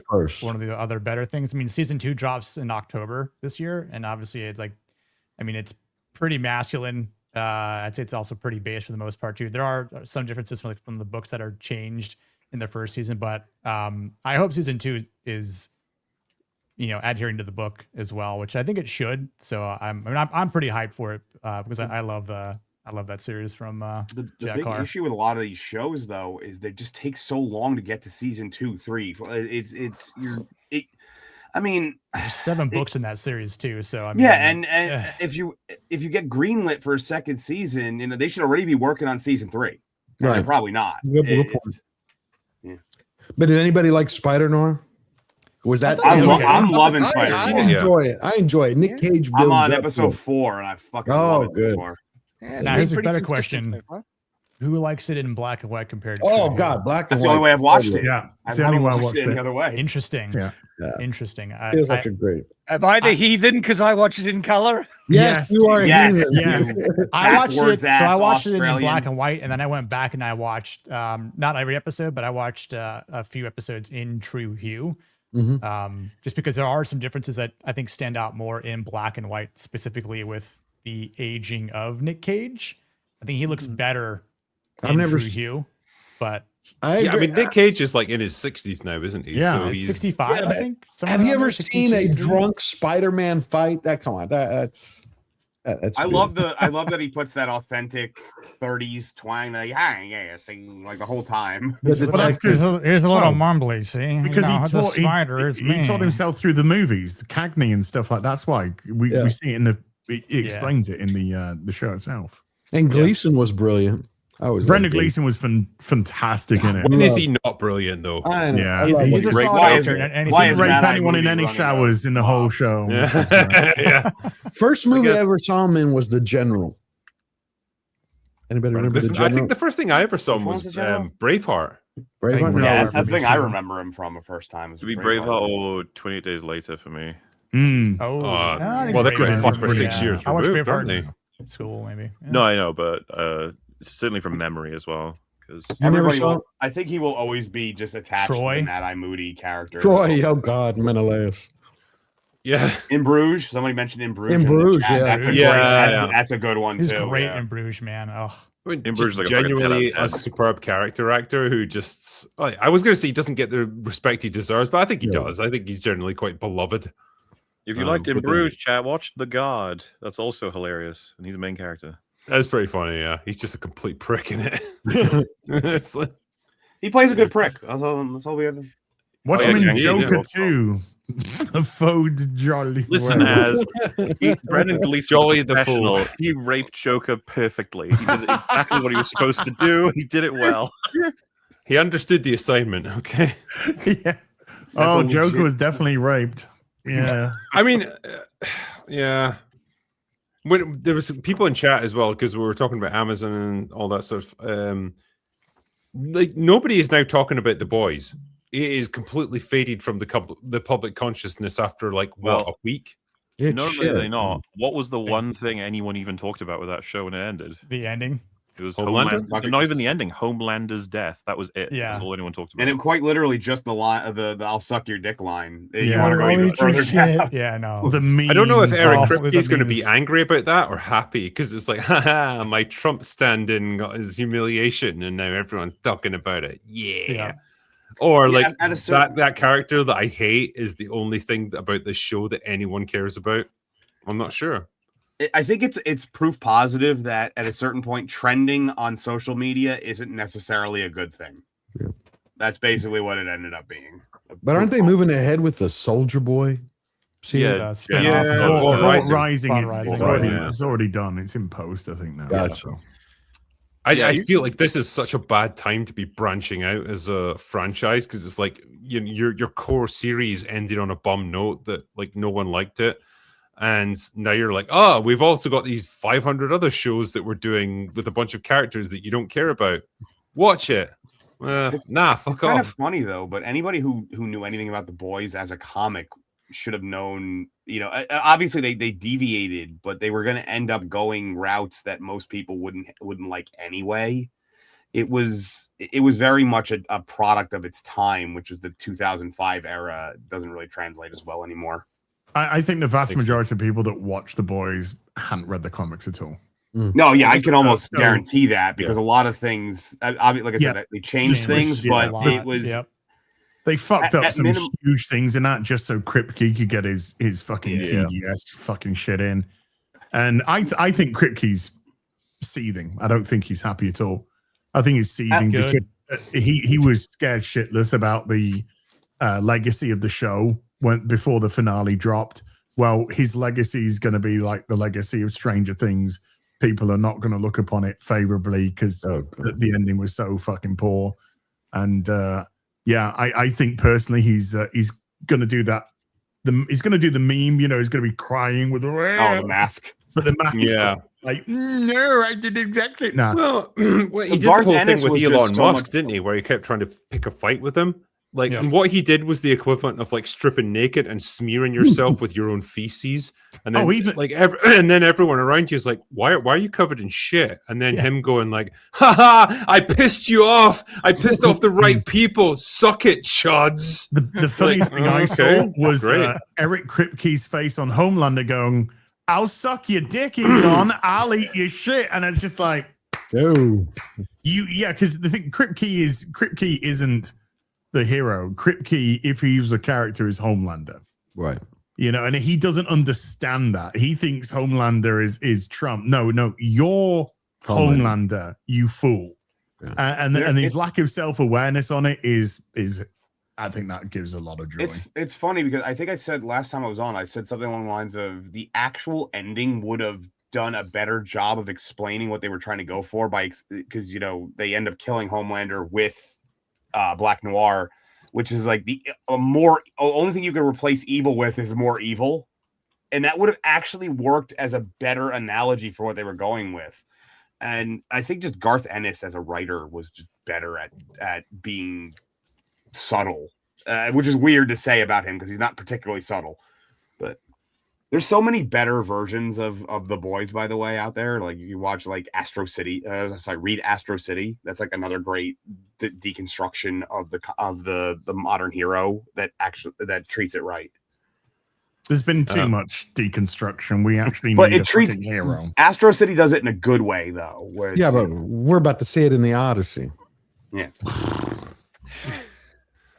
Tell me about a complicated man. Yeah, fucking bitch. Yeah. God of War Ragnarok is not a good game. The combat loop is fun, but the story and characters were trash. Odin was a used car salesman, and Atreus was insufferable. Also, they race swapped several characters. MauLer, take it from here. Continue my $20. I fucking love the combat loop. I think the camera needs work for letting you know enemies behind you. Obviously, I would prefer pull back or maybe more of a bird's eye view. It would be interesting to experiment with it and stuff, but no, like I find it super engaging. It's all rewarding, different enemy types, different forms of weaponry. The fact that you go between the spear as your like Spartan iconic weapon, the axe as your Norse, and your Blades of Chaos as the Greek, and they all apply weaknesses and strengths based on the enemies and the combinations. Level design, like all of it, core gameplay, very very fun. So, but they said it's fun, so I guess they don't disagree with that. Story and characters are trash. Well, I don't know. I thought it was fucking fantastic. I think they did an excellent job. Used car salesman Odin. I mean, the whole idea is that he's tricking everybody by being so unassuming. Like you talk to him and he's very down to earth, very reasonable, but he's lying the whole time and he's usually subverting or taking advantage of everything without you knowing. That's how the characters played. I thought it was an excellent take on Odin. I loved it, and I loved taking him down with the whole team. Atreus Insufferable. I haven't actually heard that one before. So never would have twigged him as being insufferable. He's pretty quiet for the most part. If anything, I would say like he's a fairly subdued character for the most part of the story. So yeah, and then race swap several characters. I mean, if you're talking about Angra Boda specifically, I don't even know. She's really not that much in the game at all, and it doesn't really change anything. I don't even like of all the people to be so angry about. I just don't get why that would damage the rest of the game. But hey, you know what? Everyone's allowed an opinion, and it's great. Well, that was the Sweet Baby Inc. Part of their part of that. So I think that it contains a lot of baggage. Well, I guess it goes down to motivations, and Sweet Baby Inc. is like arguably one of the worst. So. Well, I mean, Sweet Baby Inc.'s job is literally just go make them black. Now pay me. Or gay. You're forgetting a huge chunk. Or gay. Black or gay. Or lame. Better yet, make them black and gay. And lame. And female, of course. Yeah. Watched Backrooms the other day. Surprised at how good it was. It nails atmosphere. The cinematography reminds me of The Shining. Only thing that was a little silly was the pirate monster. That brings me on neatly, actually, to what I was going to talk about. Like, the movies that are currently dominating the box office are Backrooms and Obsession. two low-budget horror movies, like Obsession, definitely. That's currently sitting at 161 million worldwide on a budget of $750,000. And Backrooms is now already, because it came out a week later, 134 million worldwide on a budget of about sub $10 million, I believe. Wow, it's a good time to be making horror movies, buddy. Horror movies have always been very profitable because it doesn't. I mean, they can be like they can flop, but like if they do flop, then there's less money at stake because they're generally not that expensive to make. Why are you having a go at Chris Stuckman? Hey, why not? It is funny, all these YouTubers like Markiplier with Iron Lung and then Backrooms and stuff, like all raking in crazy amounts of money, and Chris Stuckman's just like, I made a movie too, What about me? Yeah, those damn YouTubers making movies that no one's paying attention to. Yeah. So I think, like in a theatrical sense, like when it's when you're releasing it in theaters, like it's all on the line and you have to make money because then it becomes like an actual enterprise where it's expected to perform, particularly if you've got like production companies behind you or distributors behind you. They want a cut of that and it has to do well. Obviously these movies have done insanely well. In fairness, A24 doesn't seem to give a shit about profit. So they're okay with losing money, apparently. Well, they pump out so much content that like what they do make that is successful overrides everything else. Like on the roulette wheel, they say what number, and they say yes. They just put every bet down. So, well, the ask this. Oh, go ahead. I'm sorry. No, the Wednesday's in for Obsession, so it's now up to 166 million worldwide. Wow. But what's even crazier is that we're in the third week of Obsession now. And the Tuesday was up 4% on the previous Tuesday, which was up 52% on the previous Tuesday. This is like unprecedented almost. I've never seen this before. Never. And how much is Mando at now? It's nobody cares. Stop bullying Star Wars. Leave it alone. Wait. Hold on. It must have crossed 200 million. It's about 230, I think, the last time I looked, about 230. I had said months ago would never cross 250. It's funny, though, because I feel like both Backrooms and Obsession are two different versions of success.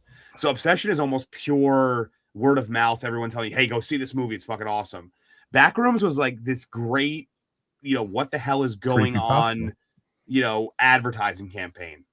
And it got me to go in. I mean, I might be the only. I know MauLer. There's more than that. It was creepypasta, and then it became like a video. I meant more for normies like me who didn't really know much about the Backrooms lore. Well, Backrooms is a more outlandish concept, whereas Obsession is something you can wrap your head around pretty quickly and easily. But like both are interesting.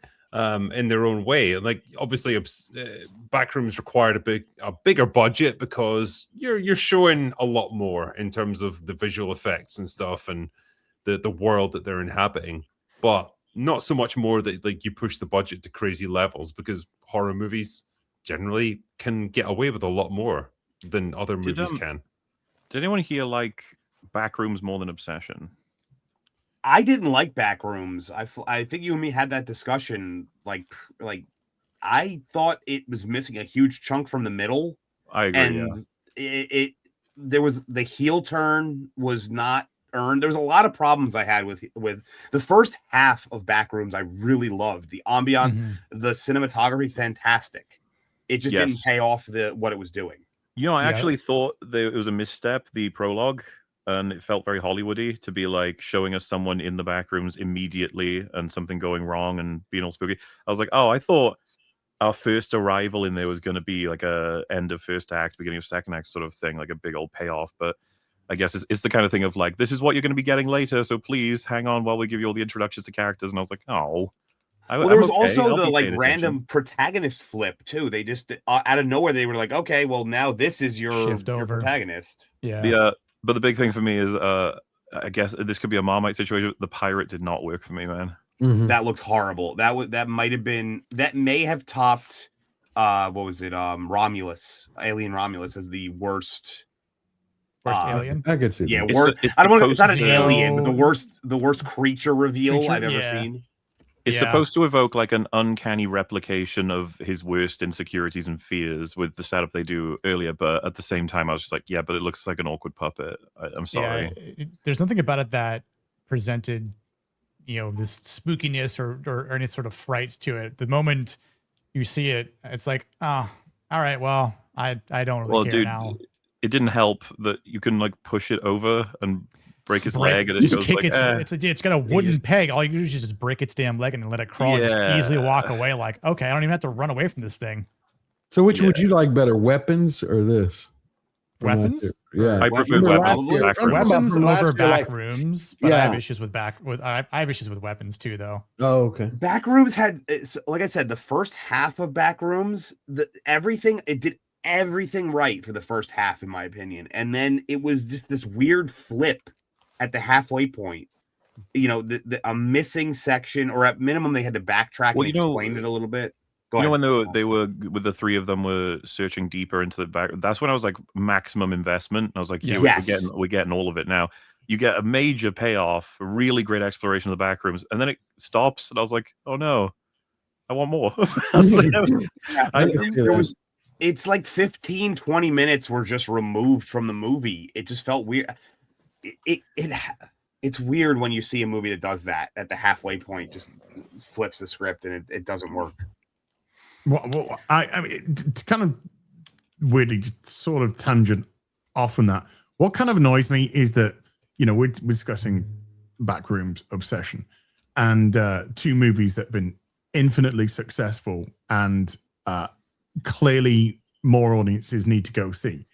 And yet we've still got Mando and Grogu with 4,300 theaters. Mm-hmm. And it's Wednesdays in now. It did 1.9 million. The thing's dying a death. It's when you're Disney, you can hold distributors to ransom, basically, and so you have to. Exactly. Yeah. And it's averaging now $443 a theater. Wow. Wow. Which means that, that's not even going to pay the fucking bills for that. And if those if those theaters could be allocated to the other movies to get more people to go see Obsession or Backrooms, they're not doing theaters any favors here whatsoever. Yeah. Are they not? Are some theater chains not pushing Mando and Grogu out of IMAX? So yeah. It's being knocked out of IMAX for something. Well, I saw He-Man. He-Man IMAX, I saw He-Man in IMAX. He-Man, that was it. Yeah, it was He-Man. Yeah. Well, sorry, Masters of the Universe. They didn't want Masters of the Universe. Me too. Yep. Yeah. But the theaters, when I saw Obsession and Backrooms, I mean, we're practically filled to the last seat, and I mean, I think there was more noise in the Obsession theater that I was in, with people just reacting to things that were happening in the movie, of course, than in Backrooms, which is fine. And I don't want to say that gauges how successful or how good a movie is, but I think for maybe the sake of it being a horror or suspense or thriller type of genre, that does maybe provide some sort of enticement for the people in the audience watching it and just being kind of sucked into how good it is, especially with Obsession, because I think Obsession is a better movie than Backrooms is. I agree. And like, again, better than Weapons too. But I'm pleased that both of these films are doing so well, though. Like, as you say, I would agree that Obsession is probably the better movie. It's more artistically interesting overall, but like they're both quite decent horror films in their own right. They're both movies that are doing quite interesting things, whether it's through the cinematography or the performances, or just making the most of a pretty limited budget. And that is what I think we just desperately need to see way more of in Hollywood. Clearly, these big, like $200-300 million wannabe blockbusters are not working anymore. The Mandalorian is a perfect example of like the end result of this blockbuster chain of thinking within Hollywood, where it's so corporatized and safe that it literally does nothing. Yeah, it's a movie that's just essentially, it's got no substance to it at all. because it's so terrified of doing anything controversial. And so there's no point in even watching it. And so it's just a complete like lame duck in terms of investment. But you pump something like $10-15 million into something like Backrooms, where you can produce a very visually interesting movie with an interesting concept, realize it well on screen. And if it doesn't do great, you've lost what, $10-15 million. It's not the end of the world. You know, and you can afford to take a lot more chances on much more like artistically ambitious projects like that. Well, that's what I want to see. That's what I think everyone needs. Drinker, I do think that a lot of we as humans, we crave watching people take risks. You know, it's the same thing as rooting for the underdog. You know, we want to see someone go out, put themselves out there, and if it works, it works. Yes. And you know, and I'm hoping that that's the future. I'm hoping that we get, like you said, get away from that sanitized corporate bullshit. Because look at Markiplier. Yeah, look at Markiplier. He invested, I think, his own money, like what, $3 million of his own money into getting Iron Lung made. Yeah. And it was a gamble, a big fucking gamble. It paid off in his case, but like as you say, because he was willing to put his money where his mouth was and like actually make that attempt, you kind of you subconsciously just want him to succeed because it's like, man, that's just a guy. It's not a big corporation. It's not a big studio. Right. It's just a guy taking a risk. Yeah, there's something about that with human nature. There's something about us watching someone be like, you know what, I'm putting it all out there. And well, you want the underdog to always win. I mean, that's that whole Rocky thing. You want, back to Rocky. That's the hero's journey. Gentlemen, unfortunately, I'm going to have to bounce because I'm about to pass out having stayed up all night. But fuck you and your 8 a.m. bullshit.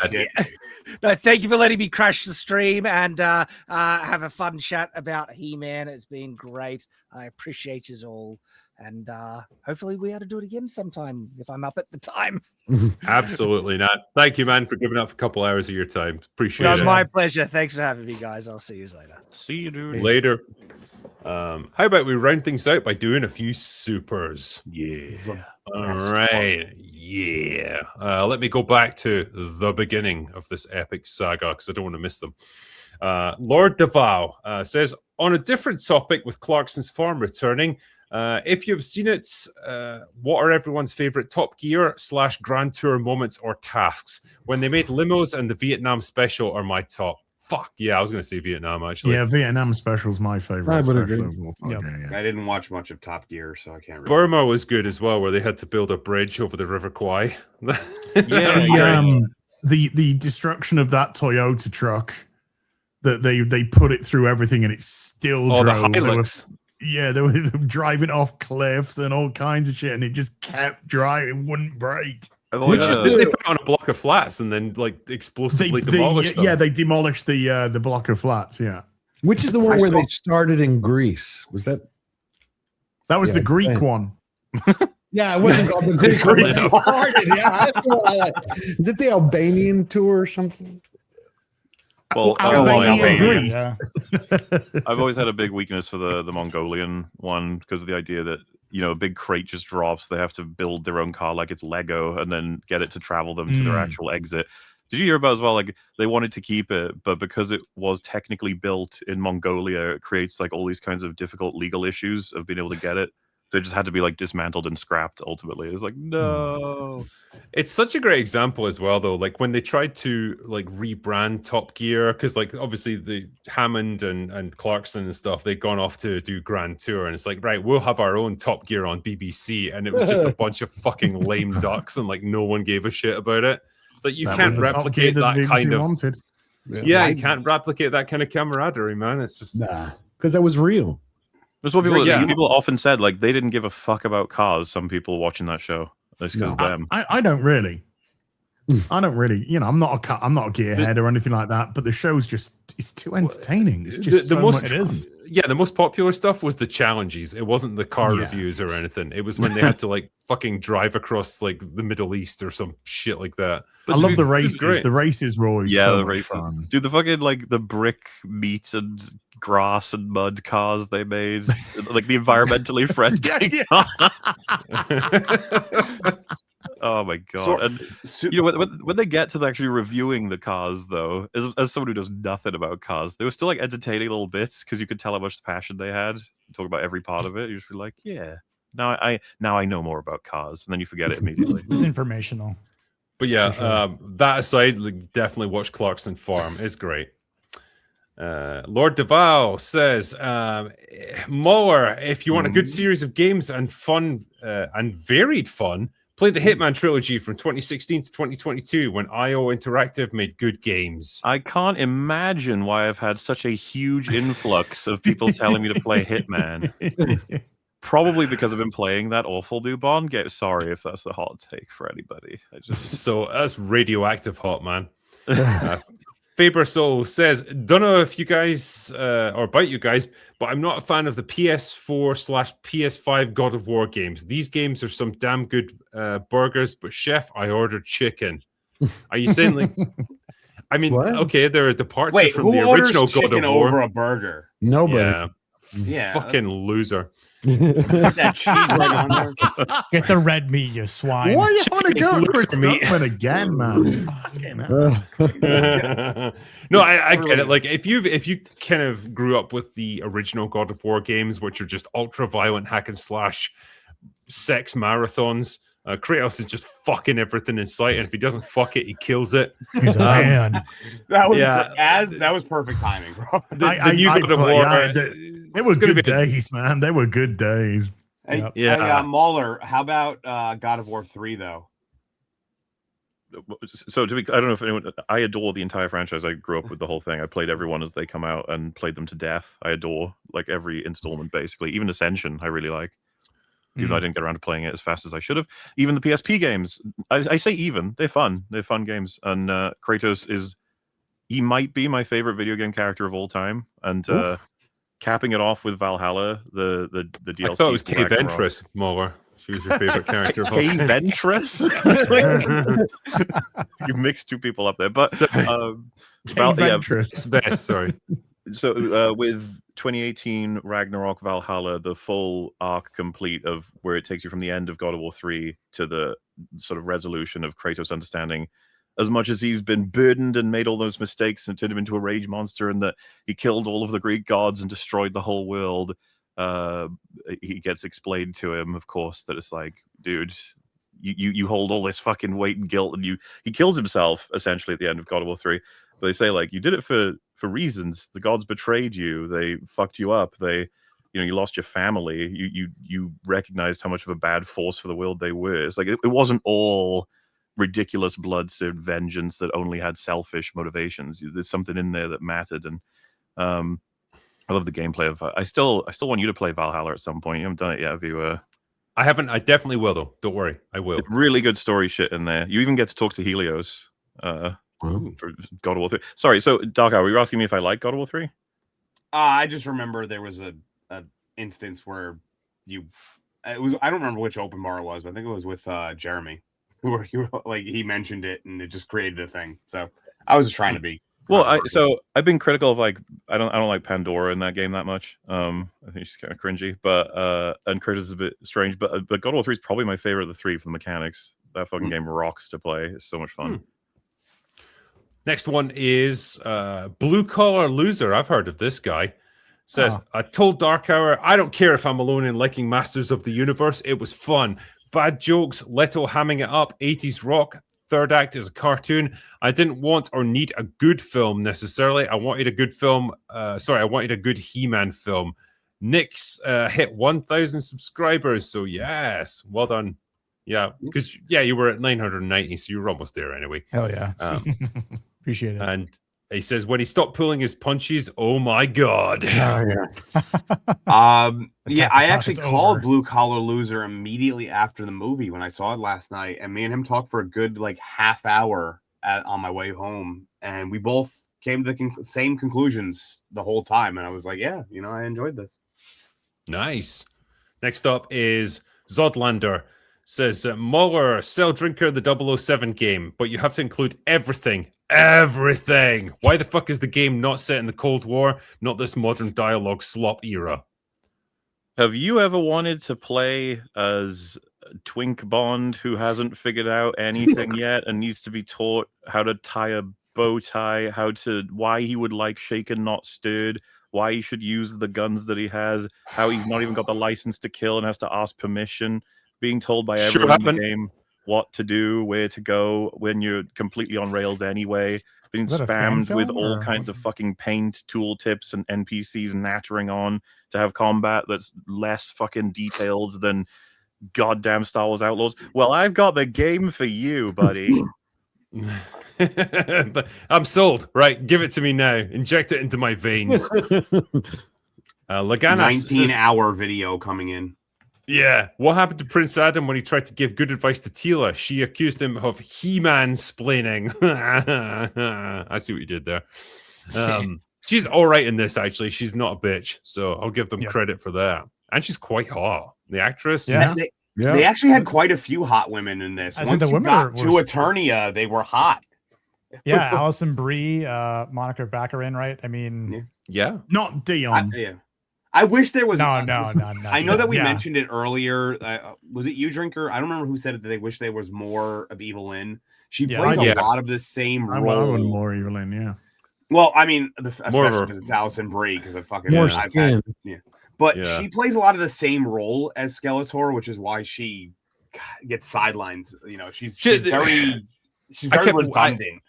I kept waiting for her to betray him or something. That's what I thought she was going to do, is betray Skeletor, because she had that look after he chokes her. I think she was into it, man. I was surprised they let him into that kind of thing more. like that. Do it more, yeah. I was legit surprised about that though, because that's always a very tenuous thing where it's, you know, any male character choking a female is very much like just shot down in movies. So I was surprised they did that. Do you remember the controversy when X-Men Apocalypse was being advertised? Exactly. That's what I thought of immediately. Yeah. Yep. And it's so. She had a great line though too. And again, it goes in the campiness when she's like, "I'll take you to Skeletor with you and your gorgeous muscles." I was like, "Fuck yeah, this is amazing." That was funny. She knew what she liked. Oh, 100%. That X-Men. Alison Brie she just oozes. It's something about her. She's great community, man. For those of you who remember, and she's willing to get topless. You don't even have to qualify that either. You just say she oozes. Yeah, I think that's enough. Annie's boobs. I don't know. More. Sorry. Yeah, on the note of the controversy for X-Men, I just remember the major backlash. You know, it was like the poster or whatever of Apocalypse strangling Mystique, and loads of people got outraged. It was like, Apocalypse is the bad guy. Yeah. He's like to do bad things. Yeah. Don't Do worry you not about get it? Do you not understand these things? I don't know.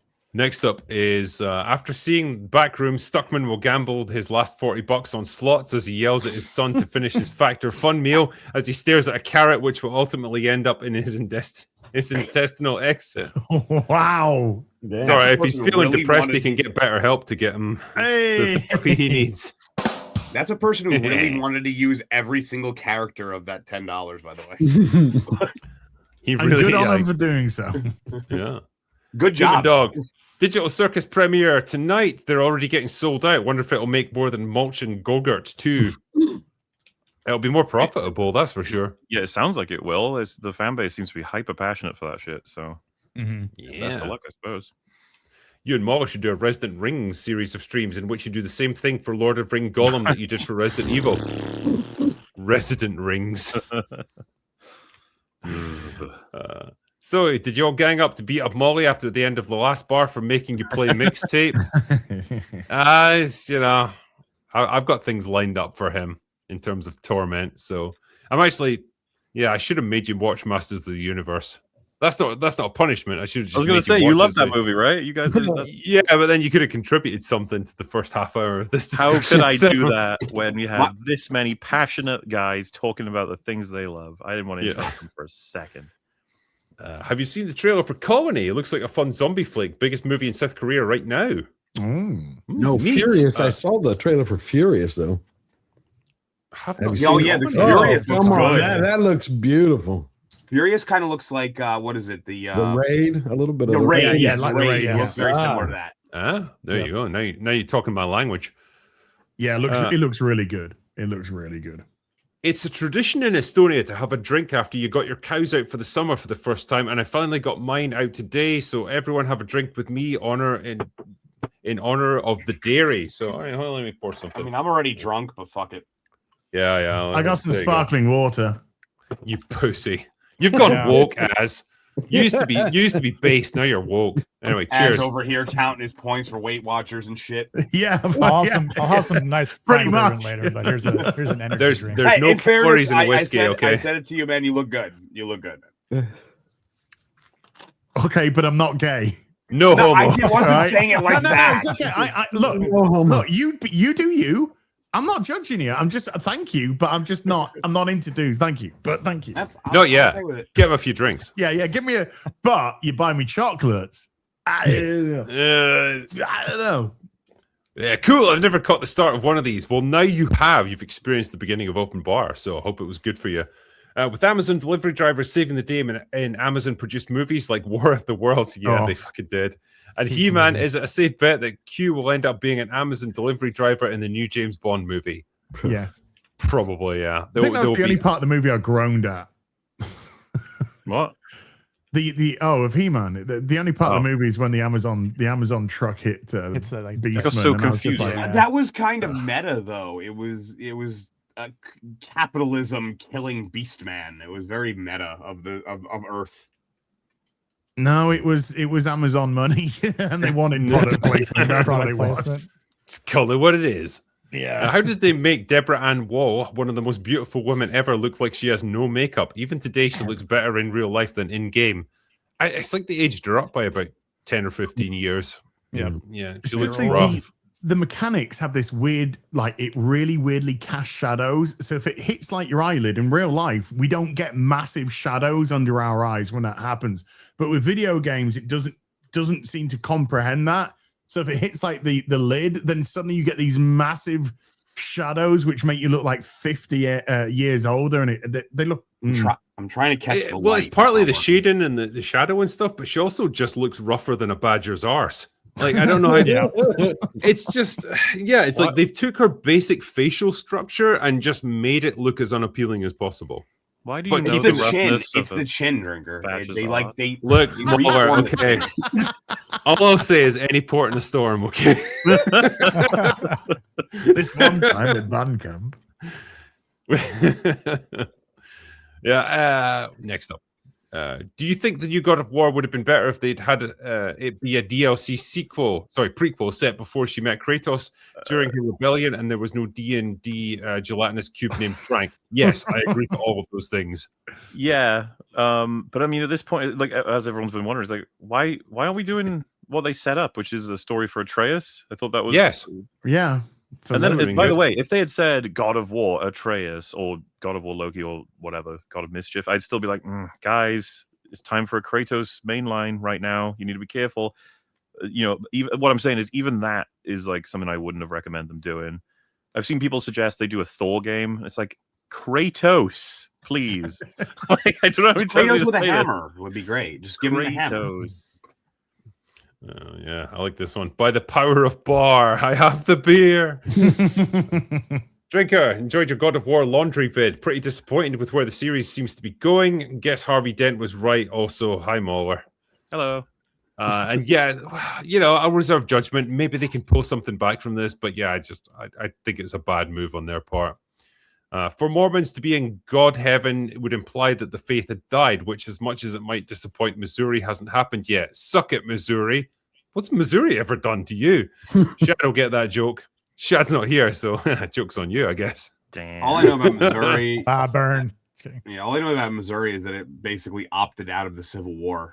So, Okay. It's home of the Ozarks, I guess, right? yeah, it's just kind of just chilled out there. Well, But I do love the idea that this is like a kind of alternate nether realm where like all the defunct religions go, and I'm like, I want to see like Jedi there and stuff. Like, just, Hell yeah. all kinds of ridiculous bullshit. Hope Karen Page remembers her magic power in Daredevil Born Again 3. She got magic powers? I mean, well, I don't know if they're specifically referring to like a reference to the fact that she's in Faye God of War or something to do with the shit she does in Born Again Season 2. But yeah, I'm still just floored at the fact that it's like they're still filming Season 3. It's like, just stop it. Just put it down. Stop doing this. It's not good. Jared Leto would have been infinitely more respect if he did an actual Skeletor voice. Rags could have done a better job. Also, hi Rags.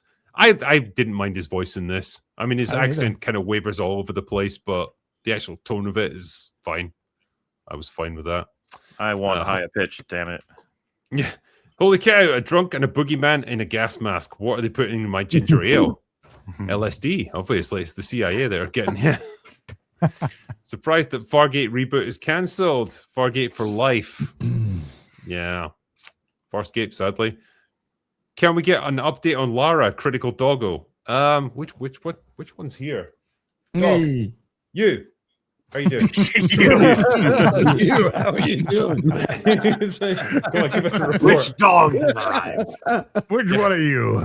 They all look the same to me. Oh shit, I'm being dog racist. You doggist, you. Yeah, that's Smokey. Lara's she's gone off to like the other room. Like basically, once they've had dinner, they just go off to sleep, and that's pretty much them until like living the 24 dream. hours later. Nice. Yeah, Dog's they've earned life. it. They've earned retirement.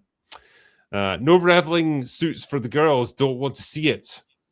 Is this I think from it's He-Man? revealing. I think it's meant to be. Yeah, revealing. I think that's I agree. They show a bit. You know, Well, they're at fit. the end, they actually put her in the traditional Tila costume. Yes. It's the last sequence, but you do see it. Could have used more skin. It would have been. We could have seen more. Yeah, I could have done Well, with some cleavage. They do make it a joke though that his actual clothes disappear. So Yeah, and then they come back when he transforms out of He-Man mode, which is kind of Back funny. to the pink shirt. Yeah. Sub Drinker got some news. Not exactly Carrier Episode 3, but Resident Evil and Biohazard Declassified crew announced a new film of theirs that's a prequel to Resident Evil 1, and I'll be playing the role of Forrest Spear. That's pretty fucking cool, man. Nice. you're gonna die on a balcony, you motherfucker. Yeah, you're gonna get picked to death by crows. But will he drop Sadly. pistol ammo or a bazooka? I guess we'll have to find out. Will he come I back started as a playing- zombie as It's a well? grenade launcher, MauLer. I Oh, started playing whatever. They Resident called it a Evil Zero. bazooka in the first game. I started playing Resident Evil 0 a couple of days ago. I've never played That's it the- before. You've That never is played the it before. worst I liked it. No.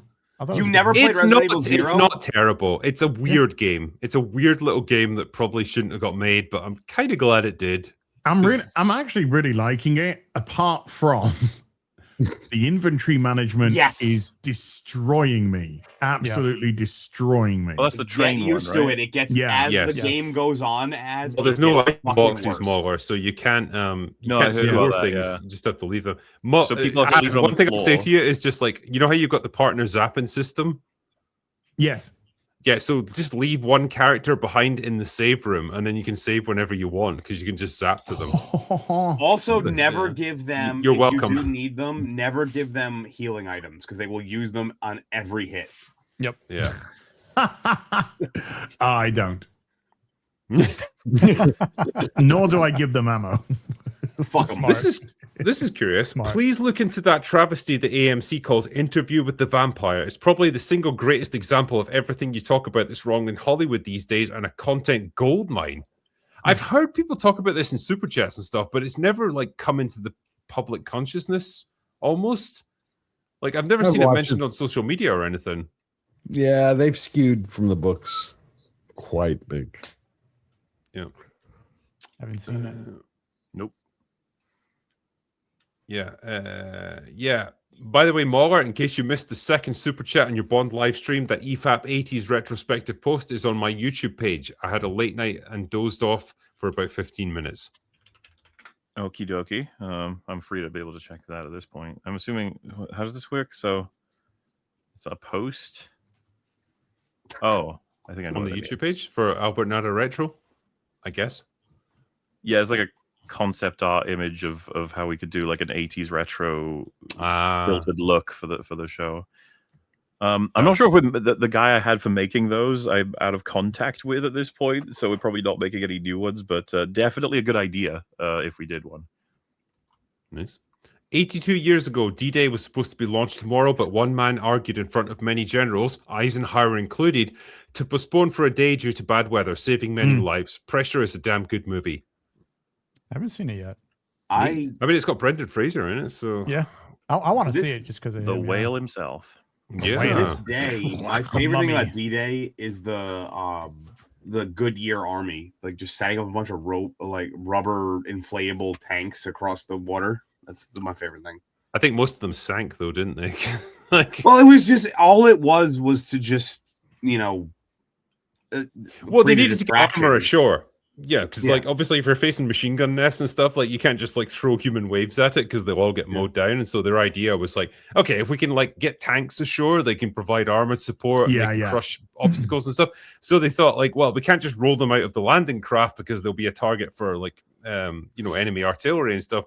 What can we do? We'll make them inflatable, or we'll put like inflation things around them so that they can drive through the water. And they had this thing called the DD drive, the duplex drive, where you could change it from like making the tracks go to like propellers on the back. The only problem is pretty much they all sank. I think we're referring to different things. It was the Goodyear Army was literally inflatable tanks that they put across the way so the Germans. Oh, sorry, yeah, and they would be like, "Oh, they're coming over here." I love that's the greatest deception in history, in my opinion. Yeah, that was convincing the Germans that they were going to attack at Calais instead of Dunkirk. Yes, yeah, Calais or Normandy. And sorry. Patton had to sit there with his fucking ivory revolver, and he gave a shit. Well, yeah, when you've got like surveillance planes flying over and you just see a bunch of inflatable tanks on the ground, you're not going to know they're inflatable, and so they thought it was like, holy shit, that's where they're massing for. Pretty clever. Drinker, I assure you, your pressure is nothing like 6888. The stakes of getting D-Day's weather wrong couldn't be overstated. No, I agree with that 100%. 6888 was fucking ludicrous. They have to sort mail faster than anyone's ever sorted before, even though the war is pretty much over. Seen it twice already, and honestly think it's one of the best movies of the last few years. Can't recommend it enough. All the best. I'll have to probably give it a watch then, I think. Yeah. Nice. I just want to see Brendan Fraser do well.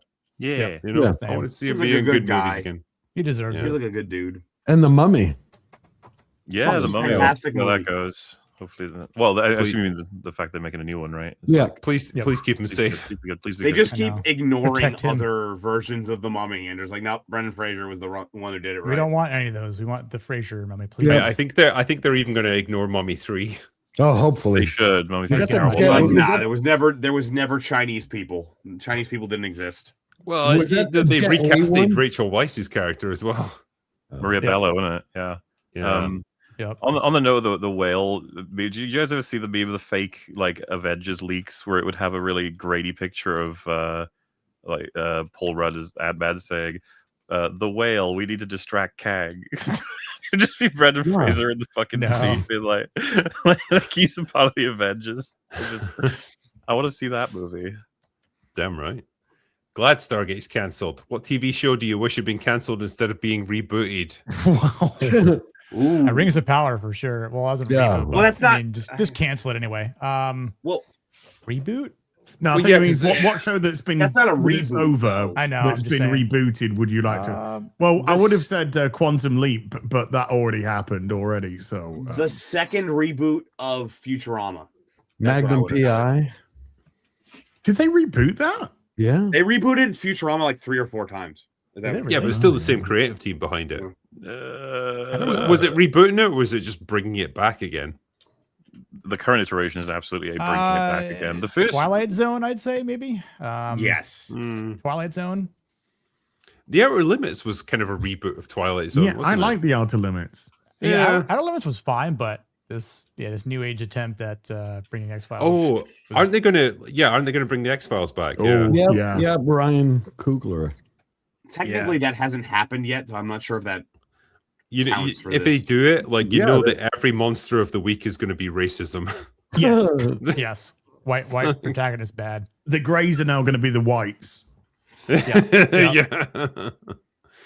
Do you all see Alana Pierce was a writer for God of War? Lo Fei, surely it'll be amazingly written, right? I mean, if it's true, yeah. Well, I mean, huge it's news weird, for the unemployed. Right? It's worse than her just being a writer. We've seen some of the writing already, and it's like, oh god. Sorry to hear about your retirement from Burger King. How much do you play a fast food simulator game in the shirt? What? Maybe I'll have to get it out of the bin, but maybe I do have another. I do have another that looks similar. I'm sure you'll all call me a fucking Burger King employee with that as well. Does a man truly ever retire from Burger King, or does is it always live in your heart? No, and your arteries. It was funny because the Masters of the Universe had possibly the worst advertising campaign when it comes to who they partnered up with, which was Denny's, the Burger King of fucking diners. Late night diners. Denny's, wait a minute. Yeah, I'm telling you, you go look up these fucking advertisements. They're one of the worst. Shouldn't they partner up with like Gold's Gym or something like that, or like theoretically, Planet Fitness would have been hilarious to see in that movie. Holy shit! No the lunk alarm, please just throw that in there. When Stargate got cancelled, I got sad, then happy because my favorite franchise will live on forever, untarnished. Forever hail the bar, Shelkek Nemron. I mean, I wasn't sad when it got cancelled eventually because, like, man, it had been going for a long time by that point. I think it was 10 years of it, and I think they just run out of ideas.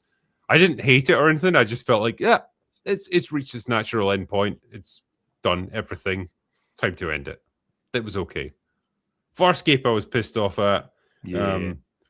What was the other one? Babylon. No, Firefly. Like retroactively. Well, Firefly. I mean, let's be honest. Firefly. I was pissed off about that because I didn't fucking watch it at the time. But then, I did watch it Aren't they eventually. bringing it back? A cartoon version. So Nathan Fillion is trying his best to get a cartoon version launched. Yeah. But is the cartoon version gonna like serve in order to launch the actual live action again? Like, see how well? No. So I don't think they could. I don't think they could actually do a live action again because Serenity pretty much, finalizes everything. Yeah. 87 also saw the release of Bad, which included in my opinion, his best song, Smooth Criminal. That was a fucking good song. That's the thing, like watching the Michael biography or biopic, it just reminds you, like, that man was just producing absolute bangers throughout the 80s. 100%. Like, just that incredible. One album alone produced pretty much all of the top songs of all time when it comes to what is it, the Billboard charts. Yeah. Yep. Watch MauLer's short film, all in good time. Tight script, strong lead performances, smart use of a single location, and a great step into filmmaking. Looking forward to what comes next. Congrats. Thank you very much. And the glass of water was the. Just a little bit of breaking news for people who are interested. Bricks and Minifigs are essentially parting ways with Brandon Best and Joshua Johnson. No. So they'll be going from the company. What does that mean? Quote, due to a devastating social media campaign. So I don't know, maybe don't steal $200,000 worth of a guy's Lego, okay? Maybe then you won't have this, but that company's done. It's fucking dead now. It's gonna be. Oh, if you haven't been following it, you need the reckless. Apparently, I need to follow it. Yeah, the reckless Ben Lego theft thing. It went crazy, dude, and it went into so many weird places. It's just. What are we talking bizarre. about? Someone actually stealing another person's Lego bricks? Oh, Brick and Minifigs is a store. It's a franchise chain in the States, and I think there's 2 in Canada. And there was this old man who I think needed the money for his medical because he was either dying or certainly infirm. And they did a consignment deal with Bricks and Minifigs to sell his Star Wars Lego collection, which was about $200,000 worth. Yep. So they would get about 50%, and he'd get about 50%. So he would get about $100,000 from this consignment deal. And then nothing happened, and they heard nothing, and all this kind of stuff. And then it'd been dragging on for so long. The son got in contact with Reckless Ben and said, "Can you see if you can do something about trying to get my Lego collection back?" And so they went to the store, and then Bricks and Minifigs essentially went, we got no deal with them. We got no deal. There's no Star Wars Lego here, but there isn't. And they told him to do one. Sewers, they thought it was just some young YouTube, pipsqueak, and they were recording everything. They were recording video and audio for every phone call, every interaction that they had. Damn. And the Brandon Best guy, who was the mustache twirling villain, was just kept being such a lying asshole and telling the Sewers, we'll drag it on so long that it wouldn't even be worth your while. And then they set them up. They got them swatted. They got them arrested by the police. This is the YouTubers got done. They called the police and said that the police that the YouTuber had heroin in his car. So they did a 3-hour search of his car to try and find drug. There was none. He got arrested and his shoulder dislocated by the police officer who tried to stop and record the whole thing. This is the son that this is happening to from the... No, this is the YouTuber it's happening to. The YouTuber is he went 16 hours. He drove 16 hours and for months now he's been engaging in social media and litigation warfare to get them sorted. And the police are corrupt as fuck. And then the police chief came out with a statement. Fuck the police. I know that was we're not used to corrupt police in the UK. I'll tell you that much. And the whole thing is they did take some time to stop enforcing. What is that? The licenses for TV. What do they call those? Oh, TV licenses. TV license. Yeah. Oh, it's just TV licenses. Okay. Yeah, they stopped enforcing those for Legos for a minute. Here's a question. You're not going to get anywhere. Could you play Lord of Ring on Xbox One? Can I play Gollum? Lord of Ring Gollum? Think so. Yeah, I think so. Sty loves his Lord of Ring. I already played it on PC. It was so good.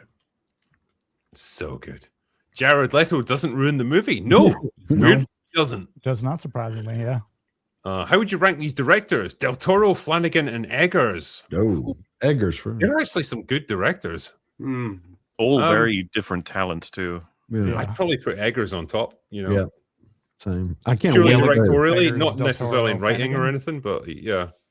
Eggers, Del Toro, Flanagan. That's what What's funny is I feel like they could be a dream team together because they all excel at certain things. I mean, Eggers and Del Toro are pretty fucking close. If Flanagan falls behind because he tends to the third act of almost everything he does flails a little bit. He struggles with some of his endings, yes. Yeah. Thing is, are we talking about them as writers or directors now? That's the question. Overall, I guess. Right, okay. But then it's I guess a bit more complicated then. Yeah. Directorially, I'd put Eggers on top just because he's very, very interesting in what he does. Then probably Del Toro and then Flanagan. But I think they're all great. I think if you made it writing, you you would flip flop Eggers and Del Toro. Flanagan. Yeah, it's a rough one. Was spoiled on Skeletor saying it's Skellen time. Yeah, he scowled all over the place. Have you seen Eugene the Marine with Scott Glenn, released last September? Really terrific. A kind of psychological giallo mystery. I recommend. Eugene the Marine. I have not seen that, I'm afraid. No, I haven't seen that. Sorry. Spider Noir is a gem in an ocean of superhero slop. Take a shot every time a character says, "You want a drink?" I like that. You want a drink? I mean, it is noir after all. What an awesome panel. Hi, Shad. How's the book writing going? MauLer and Az, please convince Draker to play 007. By the power of beer, I have the power. Cheers. Az, do it. No, I've actually already spoken to Drink about this. I'm gonna hold my card in my pocket for now. Pussy. Yeah, I think it's gonna be a worse game that comes along than 007. Because I made him play Last of Us 2, right? And he's now got the ability to make me play effectively anything. He's got a card in his back pocket at any fucking time. Yeah. Waiting for that use. In the lore of the 1980s, Man at Arms was Tila's father, but apparently now they're different races. Yeah, well, she's mixed. Tila's mother died in a tragic accident along with their postman. In fairness, there are black zillions, and she's a Brazilian model, so yeah. I won't see He-Man in theaters. I grew up on it. Tila, Sorceress, Eva Lynn should have shown more skin. If they can do it to the guys in Barbie, they can do it in He-Man. Too many changes. Live long and prosper. Like I say, I don't think there's the stain of wokeness on this or anything. I think, for the most part, it's quite well intentioned. He-Man's outfit is so iconic, they couldn't do anything else, but they do make quite a few jokes about him. Like, I kind of miss having a shirt to wear when he's like that. So I wish they would have explained where his are they going to come back? Was it? She's like trying to reach for her. She's trying to reach for her bag, and she's like, "Oh, excuse me, my head's like by your loin cloth," and it's like, it's there's another sword down there. Sorry. Shad's comments on Adam being an actual clown and not putting up the Clark Kent act has convinced me to not see the movie. I don't go on that. I would still see it. The movie has to be realistic about, I guess, some of this stuff where he's not going to convince anyone that he's not He-Man. Shad is speaking complete facts about the He-Man movie. Best take I've heard so far. It's a lot of fun. It's the duality of man right here. Sucks that Shad left. Convincing this guy to see it. The Sword of Power was Chuck Norris's nail file. Yeah. But the power was in him all the whole time. Yep. Leave it till Lana Pierce to manage to uglify Deborah Ann Wall. I like the way she's been now blamed for everything. Yeah, she was responsible for every aspect of this game. She was the art designer. She was the art director. She was the... response to your God of War laundry video. Mormonism can't be represented in this dimension where all the dead gods are because those gods are dead. Our God died, then he got better and walked out of his own tomb. Well, that's fine then, yeah. You deserve a God that won't die, a God that will fight back. Nick, you're such a hottie. Yes, I'll subscribe. Well, apparently you've earned a subscriber there, so well done. That's fucking gay, though. Yeah. All right, gay. The cube reminds me of the stupid gladiator alien from Thor Ragnarok. Ugh. It does feel like that, but the cube is just Jack in a box. Just go away. Fabulous secret powers were revealed to me the day I held aloft my magic whiskey bottle. I said, by the power of critical, I have the drink power. Beautiful. Pick your punishment. Swap MauLer for Grace Randolph 40 episodes for a year. Fuck. Or watch play every terrible movie game and show you avoided this year. I would do that. The latter. Yeah. Sure. I want to say this from a fan perspective. I'm going to like channel my non-YouTuber. I would pay you every week if Grace Randolph was on this show. Every single fucking week. I would give you minimum $5. I feel like we could bring her on as like a Victorian style freak show. Like everyone can point and laugh at her. Like, look at this degraded form of humanity. the show I think that just every week would just be you two going back and forth. Just the show starts up. Me, Drinker, and Grace are just sitting there. We're both just silent, waiting for it to talk. Well, MauLer, you wouldn't be there. Though. It says swap you'd have to wait. You'd have to start every episode with so anyway. No, but MauLer, like I just said, MauLer wouldn't be here. It says swap MauLer for Grace Randolph, so he wouldn't be here. He'd be off the clock for 40 straight episodes. It depends. Yeah, it depends how good she is with interacting with other people instead of just. MauLer's like, hey, I can have 40 weeks off, sure. Yeah, but he's not getting paid for it, so. Good point. I'd be supporting Drinker and Grace in the comments. Proof of concept for Thundercats live action. Can you really do them in live action though? I mean, I've seen Cats, by the way. I've seen cats with James Oh Corden. God! What? Do we really need that in our lives? I'm pretty certain I mean, they've already seeing greenlit a Chitara's Firecat. asshole. I'm not.